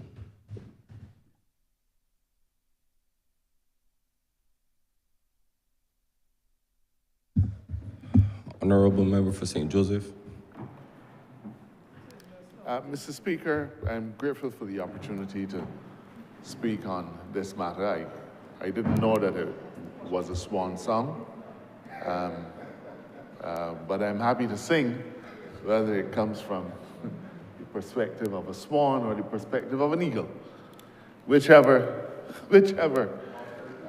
aviary species it is, I leave that matter for the member who leads this opposition. I'm grateful that, in a sense, we've sought to narrow the issues and define exactly what we agree on. We do that in our profession to try to eliminate unnecessary debate on undisputed matters. Having listened carefully to the Leader of the Opposition, he supports the amendments. Plain and simple. I don't know what's the difference between supporting an amendment in principle, supporting it in practice, or just plain old supporting it. Because he is supporting it. He may want to put a gloss on it. He may want to try to create as many little escape routes as on a future occasion he may say, well, you know, I support it, but when you... Permit me to rise on a point of clarification. There's no such point. A point of order. There's no such point. I beg your pardon. What is the point of order? And to say that I say to the House that I support the principle, but I could not support the legislation as an incremental exercise that I can support it only as part of larger constitutional reform. I think I'm entitled to clarify that, Your Honor, and I'm obliged to you. Speaker, you know, I had to school the Honourable Member, but he did not spend enough time in this chamber when he was on this side. If he would have spent enough time on this chamber, he would know, firstly, that there is no point of clarification. I don't know where you get that absurd notion from. You had the opportunity to speak, and you spoke for over an hour.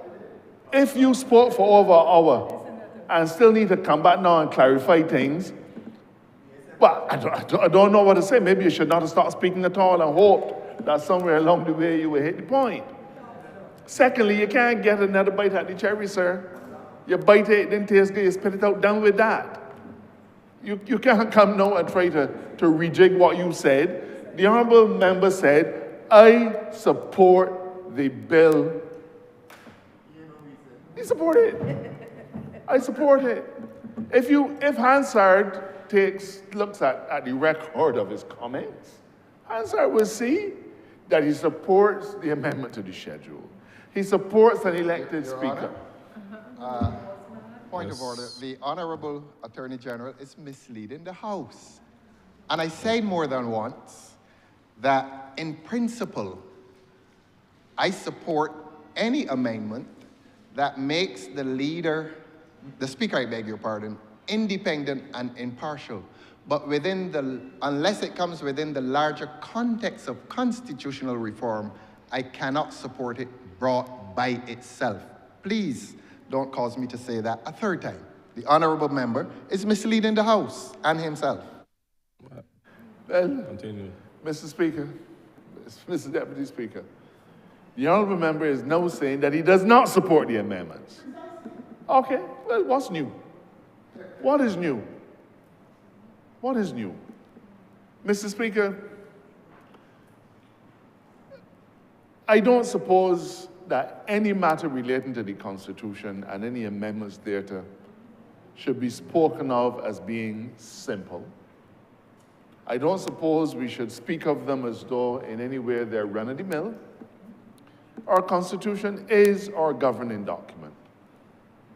The Constitution, Mr. Speaker, represents the thread that holds the society together and establishes the principles on which we agree we are to be bound and guided. But no Constitution, Mr. Speaker, is fixed in stone. They were never intended to be. In the life of the Barbadian Constitution, it has been amended on many occasions by the last administration, by this administration, and by administrations in the past. In fact, one of the most far-reaching amendments to the Constitution came, I think it was in 1970, the amendment 1972 or thereabouts, 74, when the then Prime Minister sought to amend the Constitution to allow 74, the appointment of judges by his imprimatur alone. So constitutions are living documents that must always be capable of being revisited by a government on behalf of the people. And the Honourable Prime Minister has explained to this chamber what caused us to be here. I am surprised that the Honourable Member didn't take the opportunity to talk so much about the election, because it is really the amendment to the first schedule, to the third schedule, which allows us to set the parameters or the average in terms of the size that a constituency in Barbados would have. It sets the range. And the Prime Minister explained quite clearly that somewhere along the line, an incorrect figure was used. It was recognized by the Electoral and Boundaries Commission, on which the opposition has 2 members. And the commission has asked that we revisit it and make it and change it. That's why we're here. But we also decided to take the opportunity to address 2 matters. Now, Mr. Speaker, let me first deal with the matter not of the election of the Speaker, but let me deal with the matter of the right of audience. The right of audience, sir. On many occasions since this government came to, since we came to government, we have had to bring pieces of legislation that have been weighty. In some instances, they have been troublesome. But in every instance, Mr. Speaker, we have made ourselves available to the members in the other place to discuss with them, firstly, the policy position, and secondly, the legislative position. We have engaged in a consultative mechanism so that the members in the other place will have every opportunity to understand where we're coming from and what we're doing. It happened, Mr.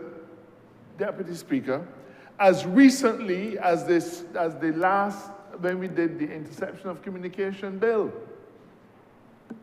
As Attorney General, I asked the leader of government business in the Senate to invite the opposition senators and to invite the independent senators to sit and meet with me so that we could explain to them what the legislation did not do, what was intended, and in many respects, sir, to look at the national security parameters that inform the legislation.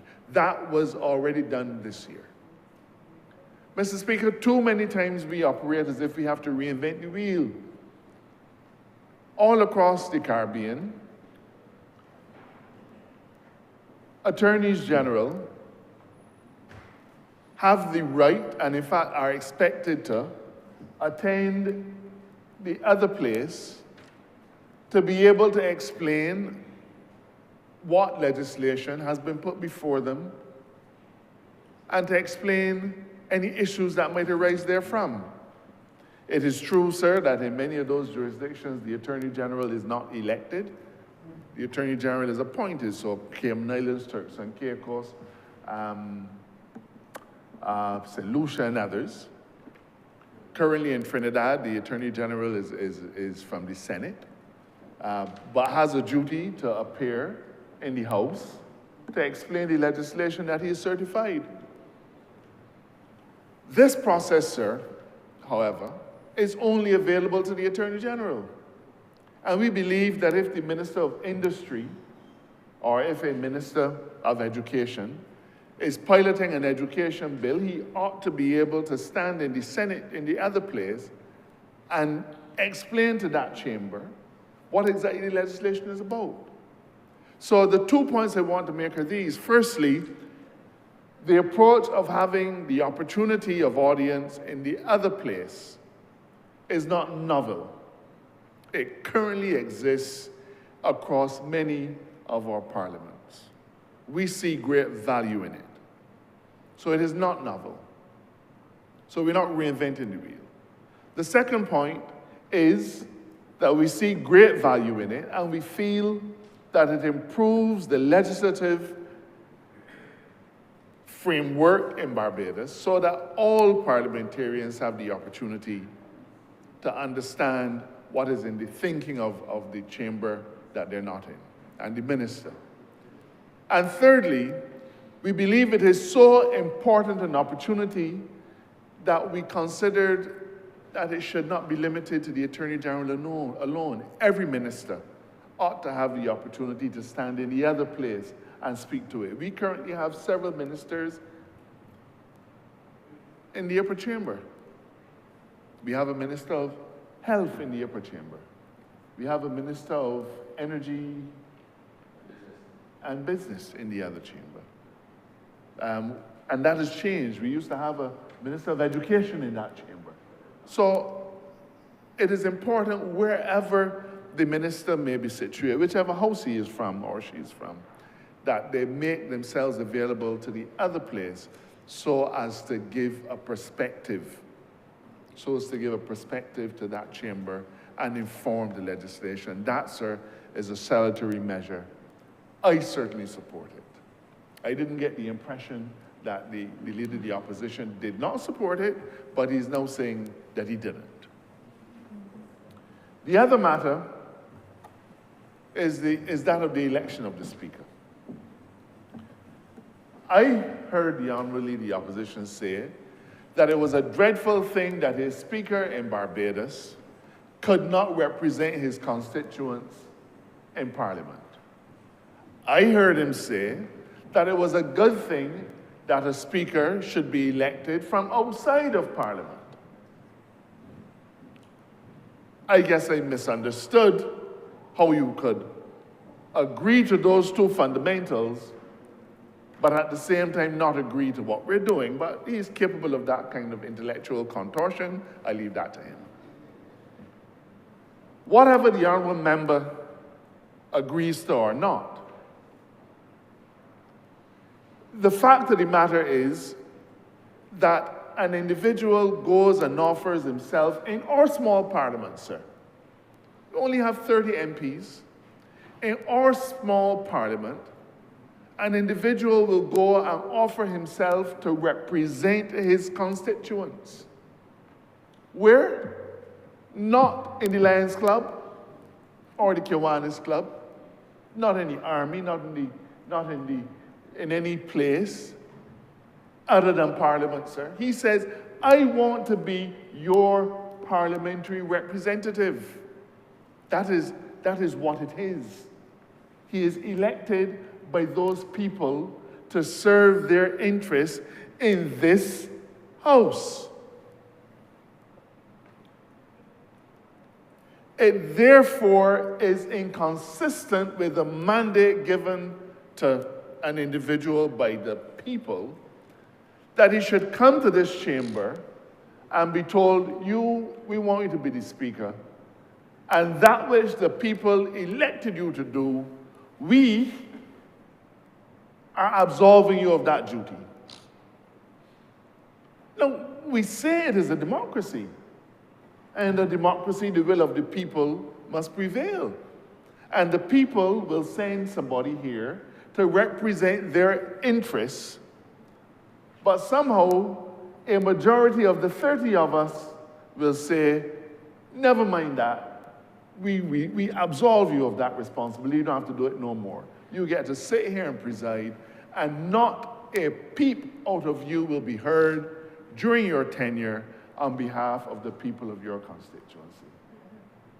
Now, Mr. Speaker, I think England must have a couple of hundred, I don't know the number, but the English Parliament is big. 600 plus people. If in England you take out one of 600 and you say to him or her, you be the speaker, nobody will trouble you. You could get away with that. Because that is 1 out of 600. But Mr. Speaker, my constituents who voted for me in St. Joseph, in our small parliament of 30, I don't know how I could look them in the eye and say, well, you know, I can be doing something else other than representing you. Not in our small parliament, not in our small country, sir, because we will be denying the individuals who voted for one of us of the representation that they voted they should receive. I don't see how the honourable member could oppose that, but he says he doesn't agree. Mr. Speaker, in England, you have the convention of, as the Prime Minister mentioned, not offering a candidate from any party to oppose the Speaker. And that is in recognition of the fact that it hands the ability for him to represent his constituents, his hands are tied. So fairness has said to them, well, don't let me run anybody against him, because if you don't say anything in Parliament, nobody will want to vote for you anyway. So let's give him a bly, as we say. Not so in our country. Successive speakers have had to go back out in the hustings and try to convince individuals that somehow or another they have served their interests. Now, Mr. Speaker, what we are saying, what we are contending is that is a flaw in our system, and as noble a convention and a tradition as it is, we have an opportunity to change it. Now, Mr. Speaker, the honourable member can speculate about this and speculate about that and speculate about when the election getting called and so on and so on and so on. That is entirely up to him. It is entirely up to the Prime Minister as to when that date will be. But in the meantime, Mr. Deputy Speaker, we are here to carry out the business of the people, and we are here to make reforms. The Leader of the Opposition spoke so pejoratively of the case for making a constitutional amendment that I really wonder where his head is. Every day, we come here and we debate legislation. Sometimes we amend legislation itself. Other times we amend the social structures that exist by way of legislation. I don't know about him, but nobody on this side feels that we are vultures preying on Karen. That is where his mind is. That is where his mind is. But we, sir, are on a nobler quest. And if your member wants to stay in the gutter, then so be it. But every time we come to this chamber and debate legislation, we are not picking at anything like vultures. We are looking to make changes to improve the circumstances of our people. That's the mission that I am on. That's the mission that we are on. And this, Mr. Deputy Speaker, is no different. It's no different. We have the time-honored tradition of being able to look to see what other countries have done and draw from those experiences and adapt our model so that we benefit from decades of experience in other parliaments. Every day somebody from another country will call my office, sir, and they will say, AG, I hear you've passed a law. Can you let me see it so that I can consider it for my own country? Happens all the time. We draw from them, they draw from us. And in this instance, Mr. Deputy Speaker, we have chosen to draw from the depths of the experience of other countries in the region to bring a piece of legislation to allow for reforms of Parliament. Mr. Speaker, it is not often that we reform this chamber. Not often that we reform this chamber. We sit in it almost every Tuesday, some for the whole day, others only come in the morning and speak and disappear. One other. Oh, one other, sorry, I made others plural. No, one other comes and he speaks, he dines and he disappears. He refers to himself in the plural, but he's only one. He dines and he disappears. You know, they say, hail fellow well met, hail fellow well fed. And that suits him. That is his choice. I believe that that's why he was seen in St. John playing road tennis the other day to burn off a few of the extra calories that he might be taking in. But, sir, we come to this place and we look to change everything. We reform all the structures, but we don't ever reform ourselves. It is as though that which we are and have been has become so ossified, so calcified, so crystal hard that there's a reluctance to say, you know what, we could find a better way. The honourable member is concerned about the timing. The timing is now. The timing is today. The timing is today. And we have never been afraid to stand up and do in a timely manner that which we are able to do. Mr. Speaker, I support this bill. I also support the companion legislation. And it is worthy of an explanation to the people of Barbados why we have a companion statute. And it is quite simple. So long as we agree that the Speaker of the House of Assembly will take a seat in the chamber as an elected Speaker, then we have to make provision. We have to make provision for him or her to be able to receive, first of all, and perhaps most importantly, the privileges and immunities that all of us are guaranteed by statute.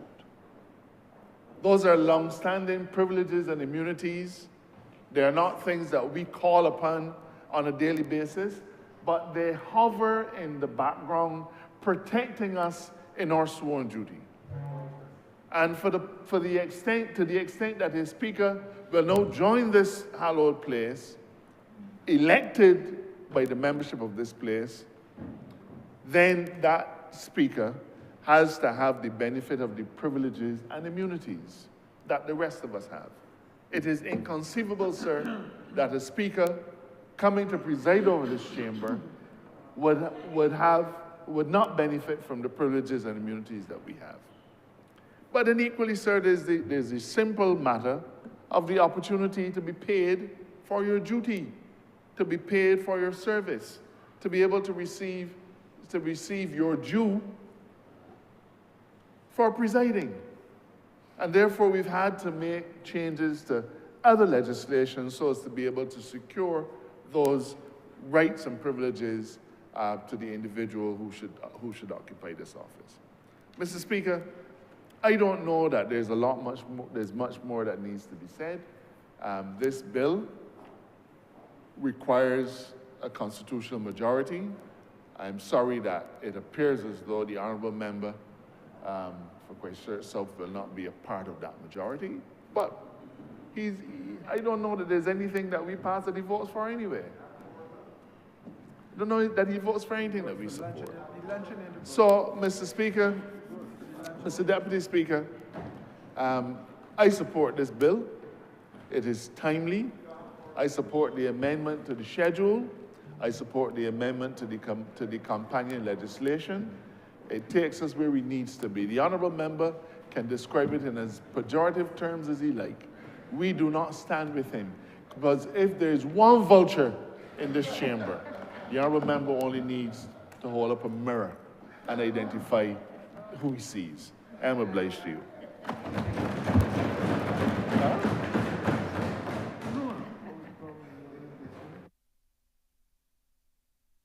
Honourable Prime Minister. Thank you. Mr. Deputy Speaker, I smile because I listened carefully to the opposition leader, and I want to thank him for his partial support, because his partial support. I understand his position, and I don't expect the unexpected, but I really thank him for his partial support. Look, sir, I spoke at the beginning and made it very clear why this amendment is here today. And I said that it is really being triggered by the electoral and boundaries change in the schedule that has to be done. And the government just took the opportunity then, in having to amend the Constitution at that point, to introduce these two parts, which we believe to be palatable and which were the subject of discussions. I'm very clear that it is unfair for a person to be a speaker in this House and to have a constituency and cannot properly speak and represent that constituency. I'm also equally clear, and the leader of the opposition said, and when he said, let us be real, I welcome that opportunity. Because whoever is the government and has the commanding number of votes will invariably get to choose the speaker that they want, because they have the votes that can carry. Now, let us also be real.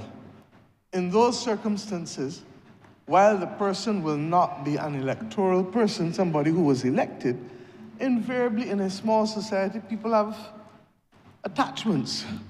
And there's likely to be a person with whom the government feels comfortable, but that does not remove from them the obligation of impartiality once sitting in that chair. And he referred to the President of the Senate. And may I say that the fundamental distinction is that the President of the Senate does not have a constituency. And that is what is driving this. Do we take the UK precedent and don't run somebody against the Speaker? Or do we do like others and appoint someone from outside? In the case of the presidency of the Senate, that person is appointed from outside. I joined the Senate as a young person in 1991. And I know what it is to have persons in there preside. I had two presidents of the Senate, the Right Excellent Sir Frank Walcott, and then thereafter Sir Marcus Jordan. Both were clearly supporters and members of the Democratic Labour Party, but both acquitted themselves professionally and protected the rights of independent senators and opposition senators. I believe that the current president of the Senate and the previous president of the Senate, both to my certain knowledge in watching the debates since coming to this office as Prime Minister, because I watch the Senate as much as I watch here, because I need to see how the government is performing in the other place on occasion. And in both instances, I've seen both of those presidents also protect the rights of independent senators and opposition senators. It is true that I tried to protect the rights of the opposition too by offering them opposition senators on both occasions in 2018 and 2022, and I was scoffed at. And I still believe that the right thing should be done, even if there is no elected member from the House of Assembly, that the opposition should still have a right of place in the Senate. It is to my regret that it has not happened, and I look forward, when we do the full Constitution, to see whether we can find agreement for a mechanism that will guarantee that appointment to the opposition, even if they do not get any seats, so long as they get a basic minimum percentage of the popular vote. And I think that that threshold for me is 25%. They should have the right to have senators in there too. But that is not for this debate today. Similarly, the leader of the opposition spoke to the cast and vote, and I believe AG, the Honourable AG, he dealt with it? I didn't. The Honourable AG didn't deal with it, but I say to you that in every boardroom and in most parliaments, persons will have a cast and vote in order to break a tie. And it is a function of governance in order to be able to execute. It doesn't happen often, but it does happen. I remind the leader of the opposition of what transpired in Trinidad when they did have the 1818, I think it was 2001 or 2002, somewhere around that time. So that in order for things, for you not to have gridlock, you know, one of the reasons why I do not support a presidential system a la the United States of America is because of the gridlock. And a country the size of Barbados cannot withstand that type of gridlock if the parliament ceases to be effective in facilitating the governance of the country and in particular the work of the executive. I agree with him entirely on the supremacy of the Constitution, but I also remind him that at an academic level, there are those who argue that because Parliament has the right to amend the Constitution, you still effectively have parliamentary supremacy as opposed to just simply a constitutional democracy. In our case, we are equally recognizing that there are aspects, and I tell the story, I'm sure I've said it in here before, but I'll say it for what it is worth. When I was a young member of Parliament, I was the youngest, so I sat at the end of the front bench because of the traditions of seating in the House. And Sir Harold St. John, of blessed memory, was a former Prime Minister, was not in the cabinet, and we accorded him the privilege of being able to sit on the front bench, but he sat next to then the youngest member, which would have been myself. And Sir Harold told me as a young girl that in his usual inimitable style, Motley, I want you to look around in here because a time will come when a lot of the things that you take as conventions will have to be codified because the influences on people are going to be myriad. This is no longer a Barbados where you have the same set of influences and the people who you are raising are likely to have the same types of values. I have lived to see those words come through. In the same way that he told me something else which I will share on another occasion as to how political life evolves, particularly in small states. But I have seen that. And the convention that the leader of the opposition and I spoke to with the British Parliament is not written anywhere, but it is adhered to by all, because conventions in their parliament are almost sacred. But we don't have that culture. We have a culture of codification and the passage of legislation. So, Mr. Deputy Speaker, as I said, this is not a set of complex matters. They are found in the Constitution, and therefore we treat them with the seriousness with which it merits, but they are simple once we identify each of the three matters and the purpose for which we are doing it and what will be achieved by the passage of it. So with those few words, sir, I beg to move that this bill be read a second time.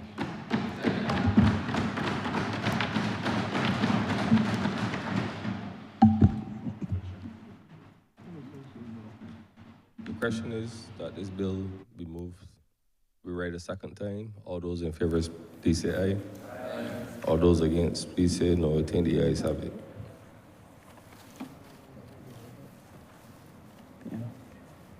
Leave it, Chair. Mr. Deputy Speaker, I beg that Your Honor do now leave the chair and this House resolve itself into committee.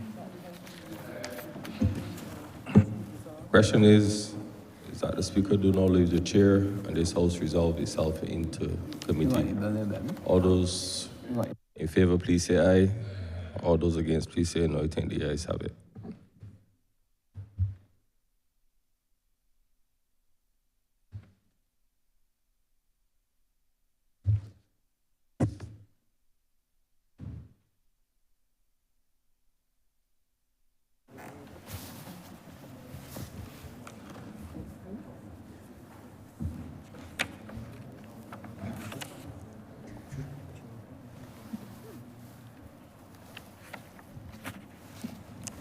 This Honourable House is now in committee.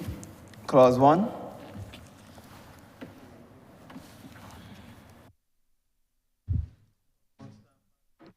Beg to second that. The question is that Clause 1 stand part. All honourable members in favour, say aye. Honourable members against, say no. Methinks the ayes have it. Clause 2. Part. The question is that Clause 2 stand part. All honourable members in favour, say aye. Honourable members against, say no. Methinks the ayes have it. Clause 3. Beg to move that clause 3 stand part. Beg to second that. The question is that Clause 3 stand part. All honourable members in favour, say aye. Honourable members against, say no. Methinks the ayes have it. Clause 4. I beg to move that clause 4 stand part. Beg to second that. The question is that Clause 4 stand part. All honourable members in favour, say aye. Honourable members against, say no. Methinks the ayes have it. Beg that Your Honor do now report the passage of one bill in committee without amendment. The question is that we do now report to His Honour the Deputy Speaker the passing of one bill in committee. All honourable members in favour, say aye. Honourable members against, say no. Methinks the ayes have it.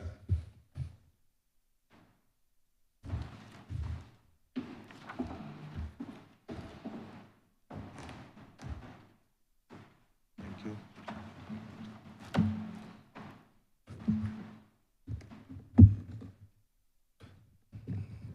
The chairman of committees report the passing of one bill in committee. Beg, Mr. Deputy Speaker, that this bill be now read a third time. Beg to second that.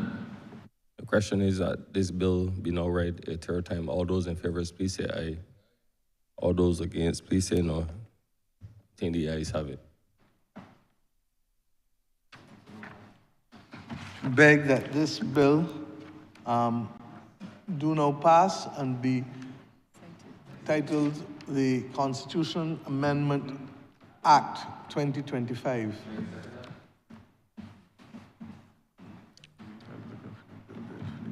Yeah, Mr. Deputy Speaker, this bill is being passed in accordance with Section 49 of the Constitution, which requires the vote of the House.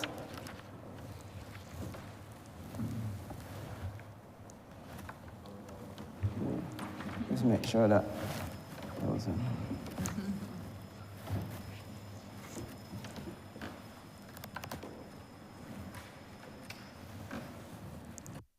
Good, we have 3 members who are online, so when they get to their names, they would answer online. Okay. Not like this.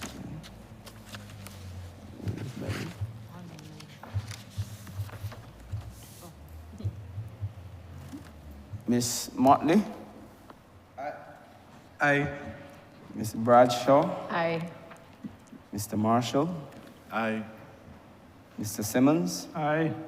Dr. Duguid, who's online, Aye.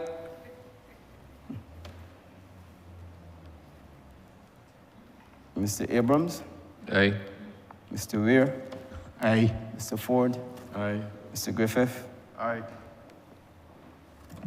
Mr. Humphrey, Aye. Mr. Jordan, who's online, Aye.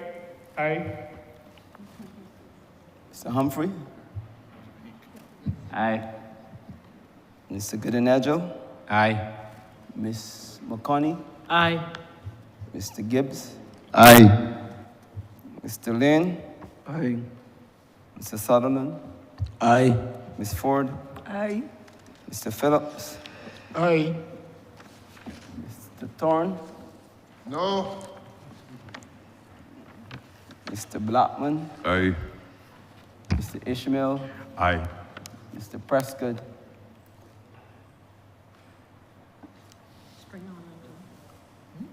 Dr. Springer, who's online,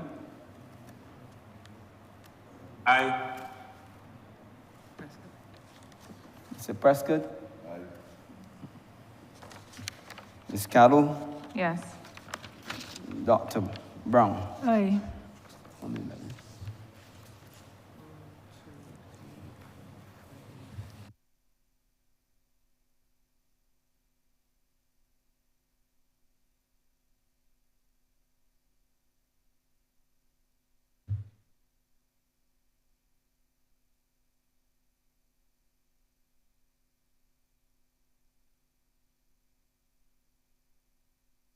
Mr. Deputy Speaker, the results of the division, 23 honorable members voted in favor of the bill.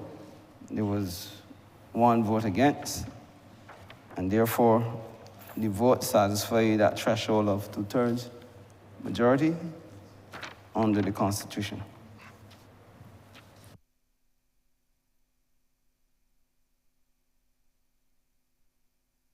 Bill passed. Yeah.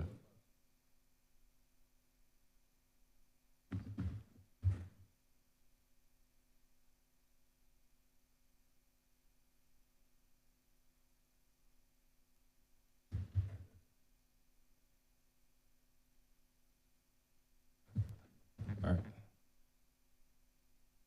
This bill is now cited and passed under the Constitution of Section 49.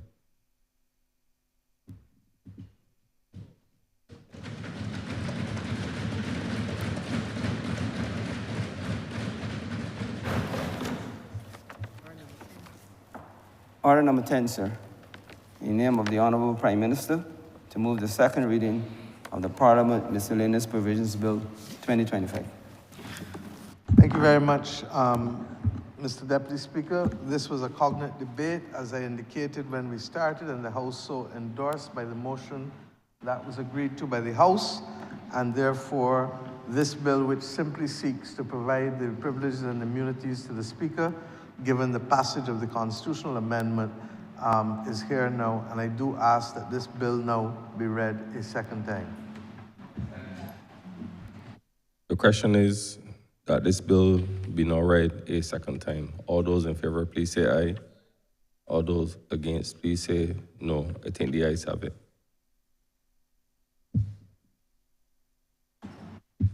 I beg that Your Honor do now leave the chair and this House resolve itself into committee. Thank you. The question is that the Deputy Speaker do not leave the chair and this House resolve itself into committee. All those in favor, please say aye. All those against, please say no. I think the ayes have it.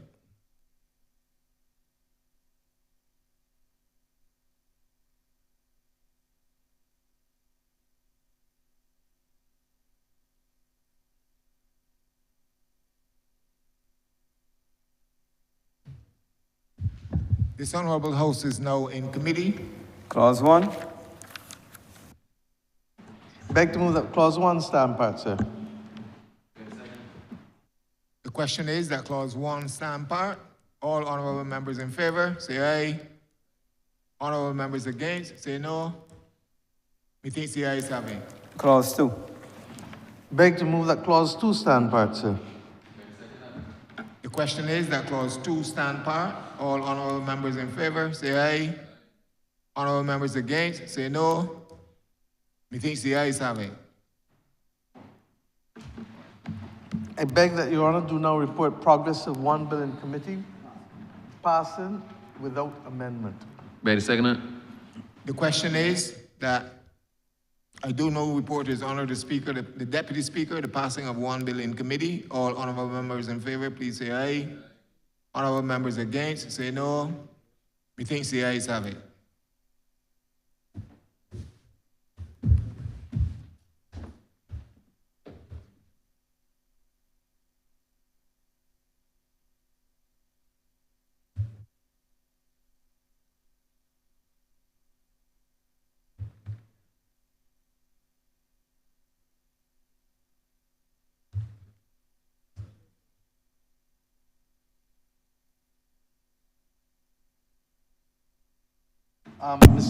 Mr. Deputy Speaker, I beg that this House recommit itself into committee, please.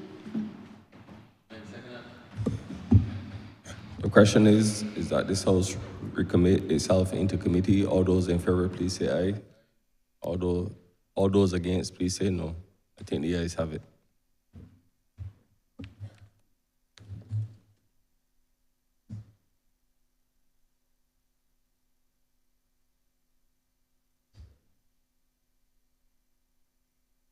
This honorable House is now in committee. Mr. Chairman, there was a schedule to the bill that we missed. That's the reason for the recommittal. Schedule. Mr. Chairman, I beg that the schedule be the schedule to the bill. Ready to second it? The question is that the schedule be the schedule to the bill. All honorable members in favor, say aye. Honorable members against, say no. Methinks the ayes have it.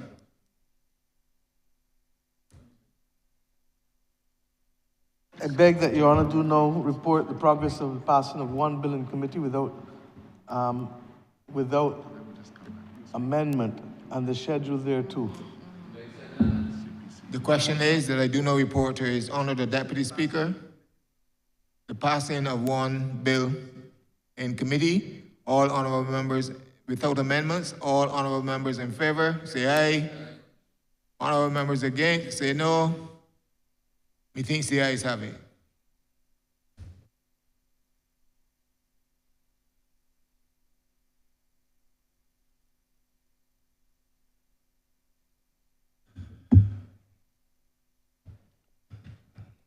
The chairman of committees reported.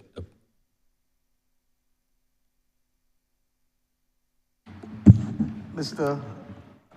Deputy Speaker, I beg to move that this bill be now read a third time. The question is that this bill be now read a third time. All those honorable members in favor, please say aye. All those against, please say no. I think the ayes have it.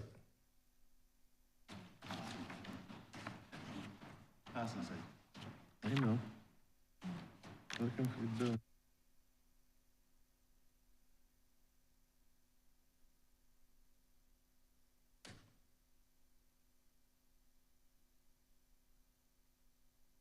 I beg to move, Mr. Speaker, that this bill do now pass and be cited as the Parliamentary Miscellaneous Provisions Act 2025.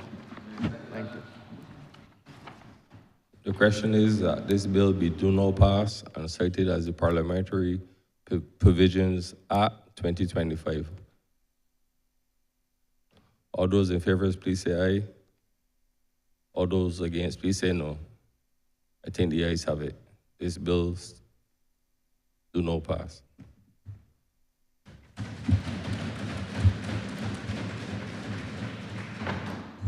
You say you prefer to go straight, right? You won't go to the ninth. You won't go to the ninth.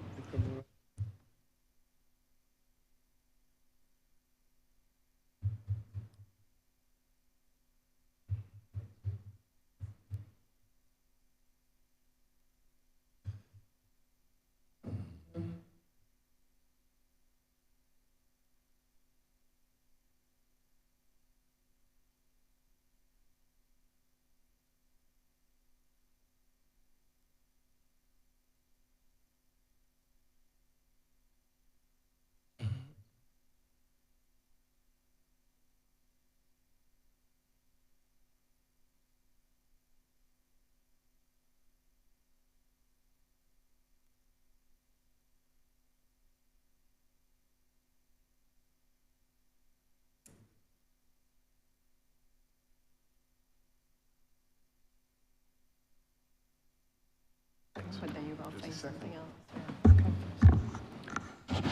Thank you, Mr. Speaker, Deputy Speaker. I beg to move the adjournment of the House until next Tuesday, the 2nd of December at 10 a.m.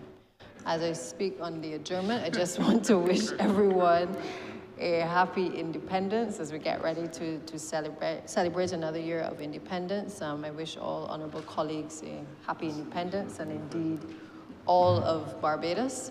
Also, as we look forward to the installation of a new president, I also would want, on behalf of all members here, to bid farewell to our existing president, Dame Sandra Mason, who has served us well over the course of the past few years. So with that, Mr. Speaker, Deputy Speaker, I would ask for the adjournment to be until next week, the 2nd of December at 10 a.m. Mr. Deputy Speaker, speaking on the adjournment, it would be remiss of me if I did not reflect the gratitude of this government for the service of Her Excellency Dame Sandra Prunella Mason, the head of state of Barbados. In 2021, November, we took a journey to become a republic, a parliamentary republic. And in fact, we are still the youngest republic in the world. And on that journey, a determination was made that our head of state should be a Barbadian. For some, it seemed trite. For us, it was fundamental. And I dare say that those who would have known the current president growing up in St. Philip would have appreciated the circumstances under which she grew up and under which she served, would recognize that it was important for us symbolically and in real terms to be able to send the message to all Barbadians that by your living, you can do credit to your nation wherever you go, as our pledge calls upon us to do.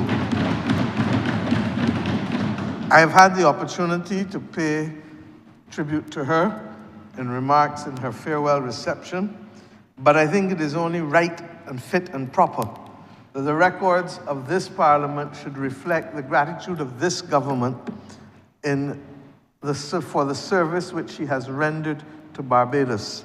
In great and small things, she has carried herself with decorum, and she has also created in the minds of Barbadians that sense of empathy that is best associated with that office.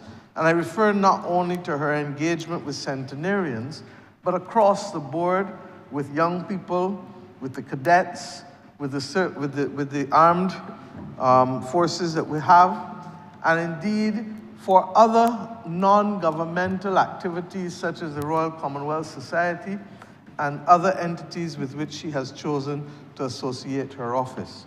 She has had a keen eye on ensuring that this country presents itself in the best possible circumstances. And her love for the protection of children, which she carried from her previous career, has also been a significant part of what she has shown as President of Barbados to be important to her. So without further ado, I do believe that an appropriate letter expressing the gratitude of the Parliament of Barbados for her service ought to go on behalf of this chamber from His Honor the Speaker, and I have every confidence that the other place will find it fit and proper to similarly act. I speak on behalf of the government as I rise, and I have every confidence that the Leader of the Opposition will so speak, and that once again, just as we came to this Parliament to say that we had a joint nomination for President, that we leave this Parliament today with a joint record, a record of our joint gratitude for the distinguished service that our President has rendered to the people and the nation of this country.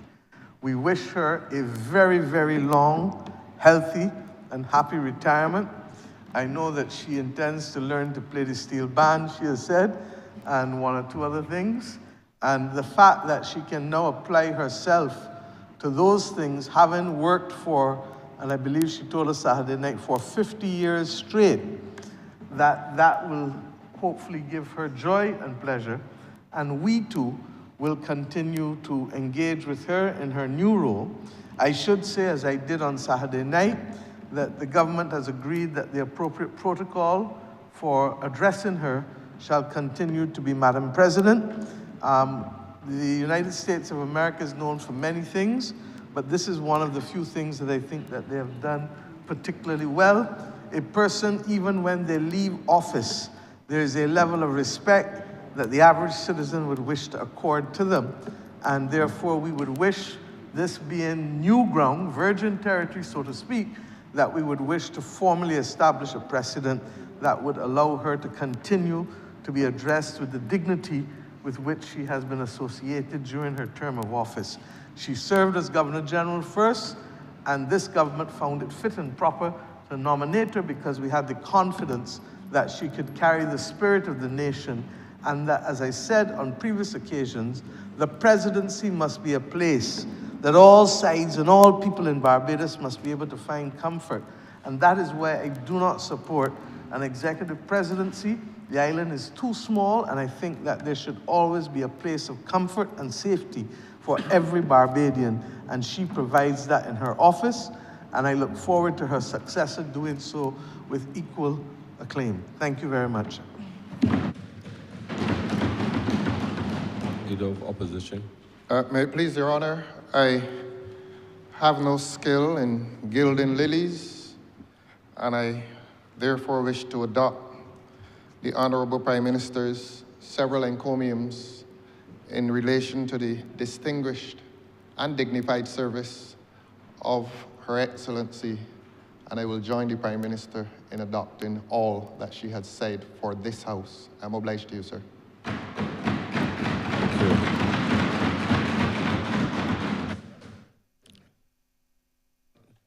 The question is, this House will now stand adjourned until the 2nd of December at 10 a.m. 2025. All those in favor, please say aye. All those against, please say no. I think the ayes have it. This House now stands adjourned until the 2nd of December, 10 a.m. 2025.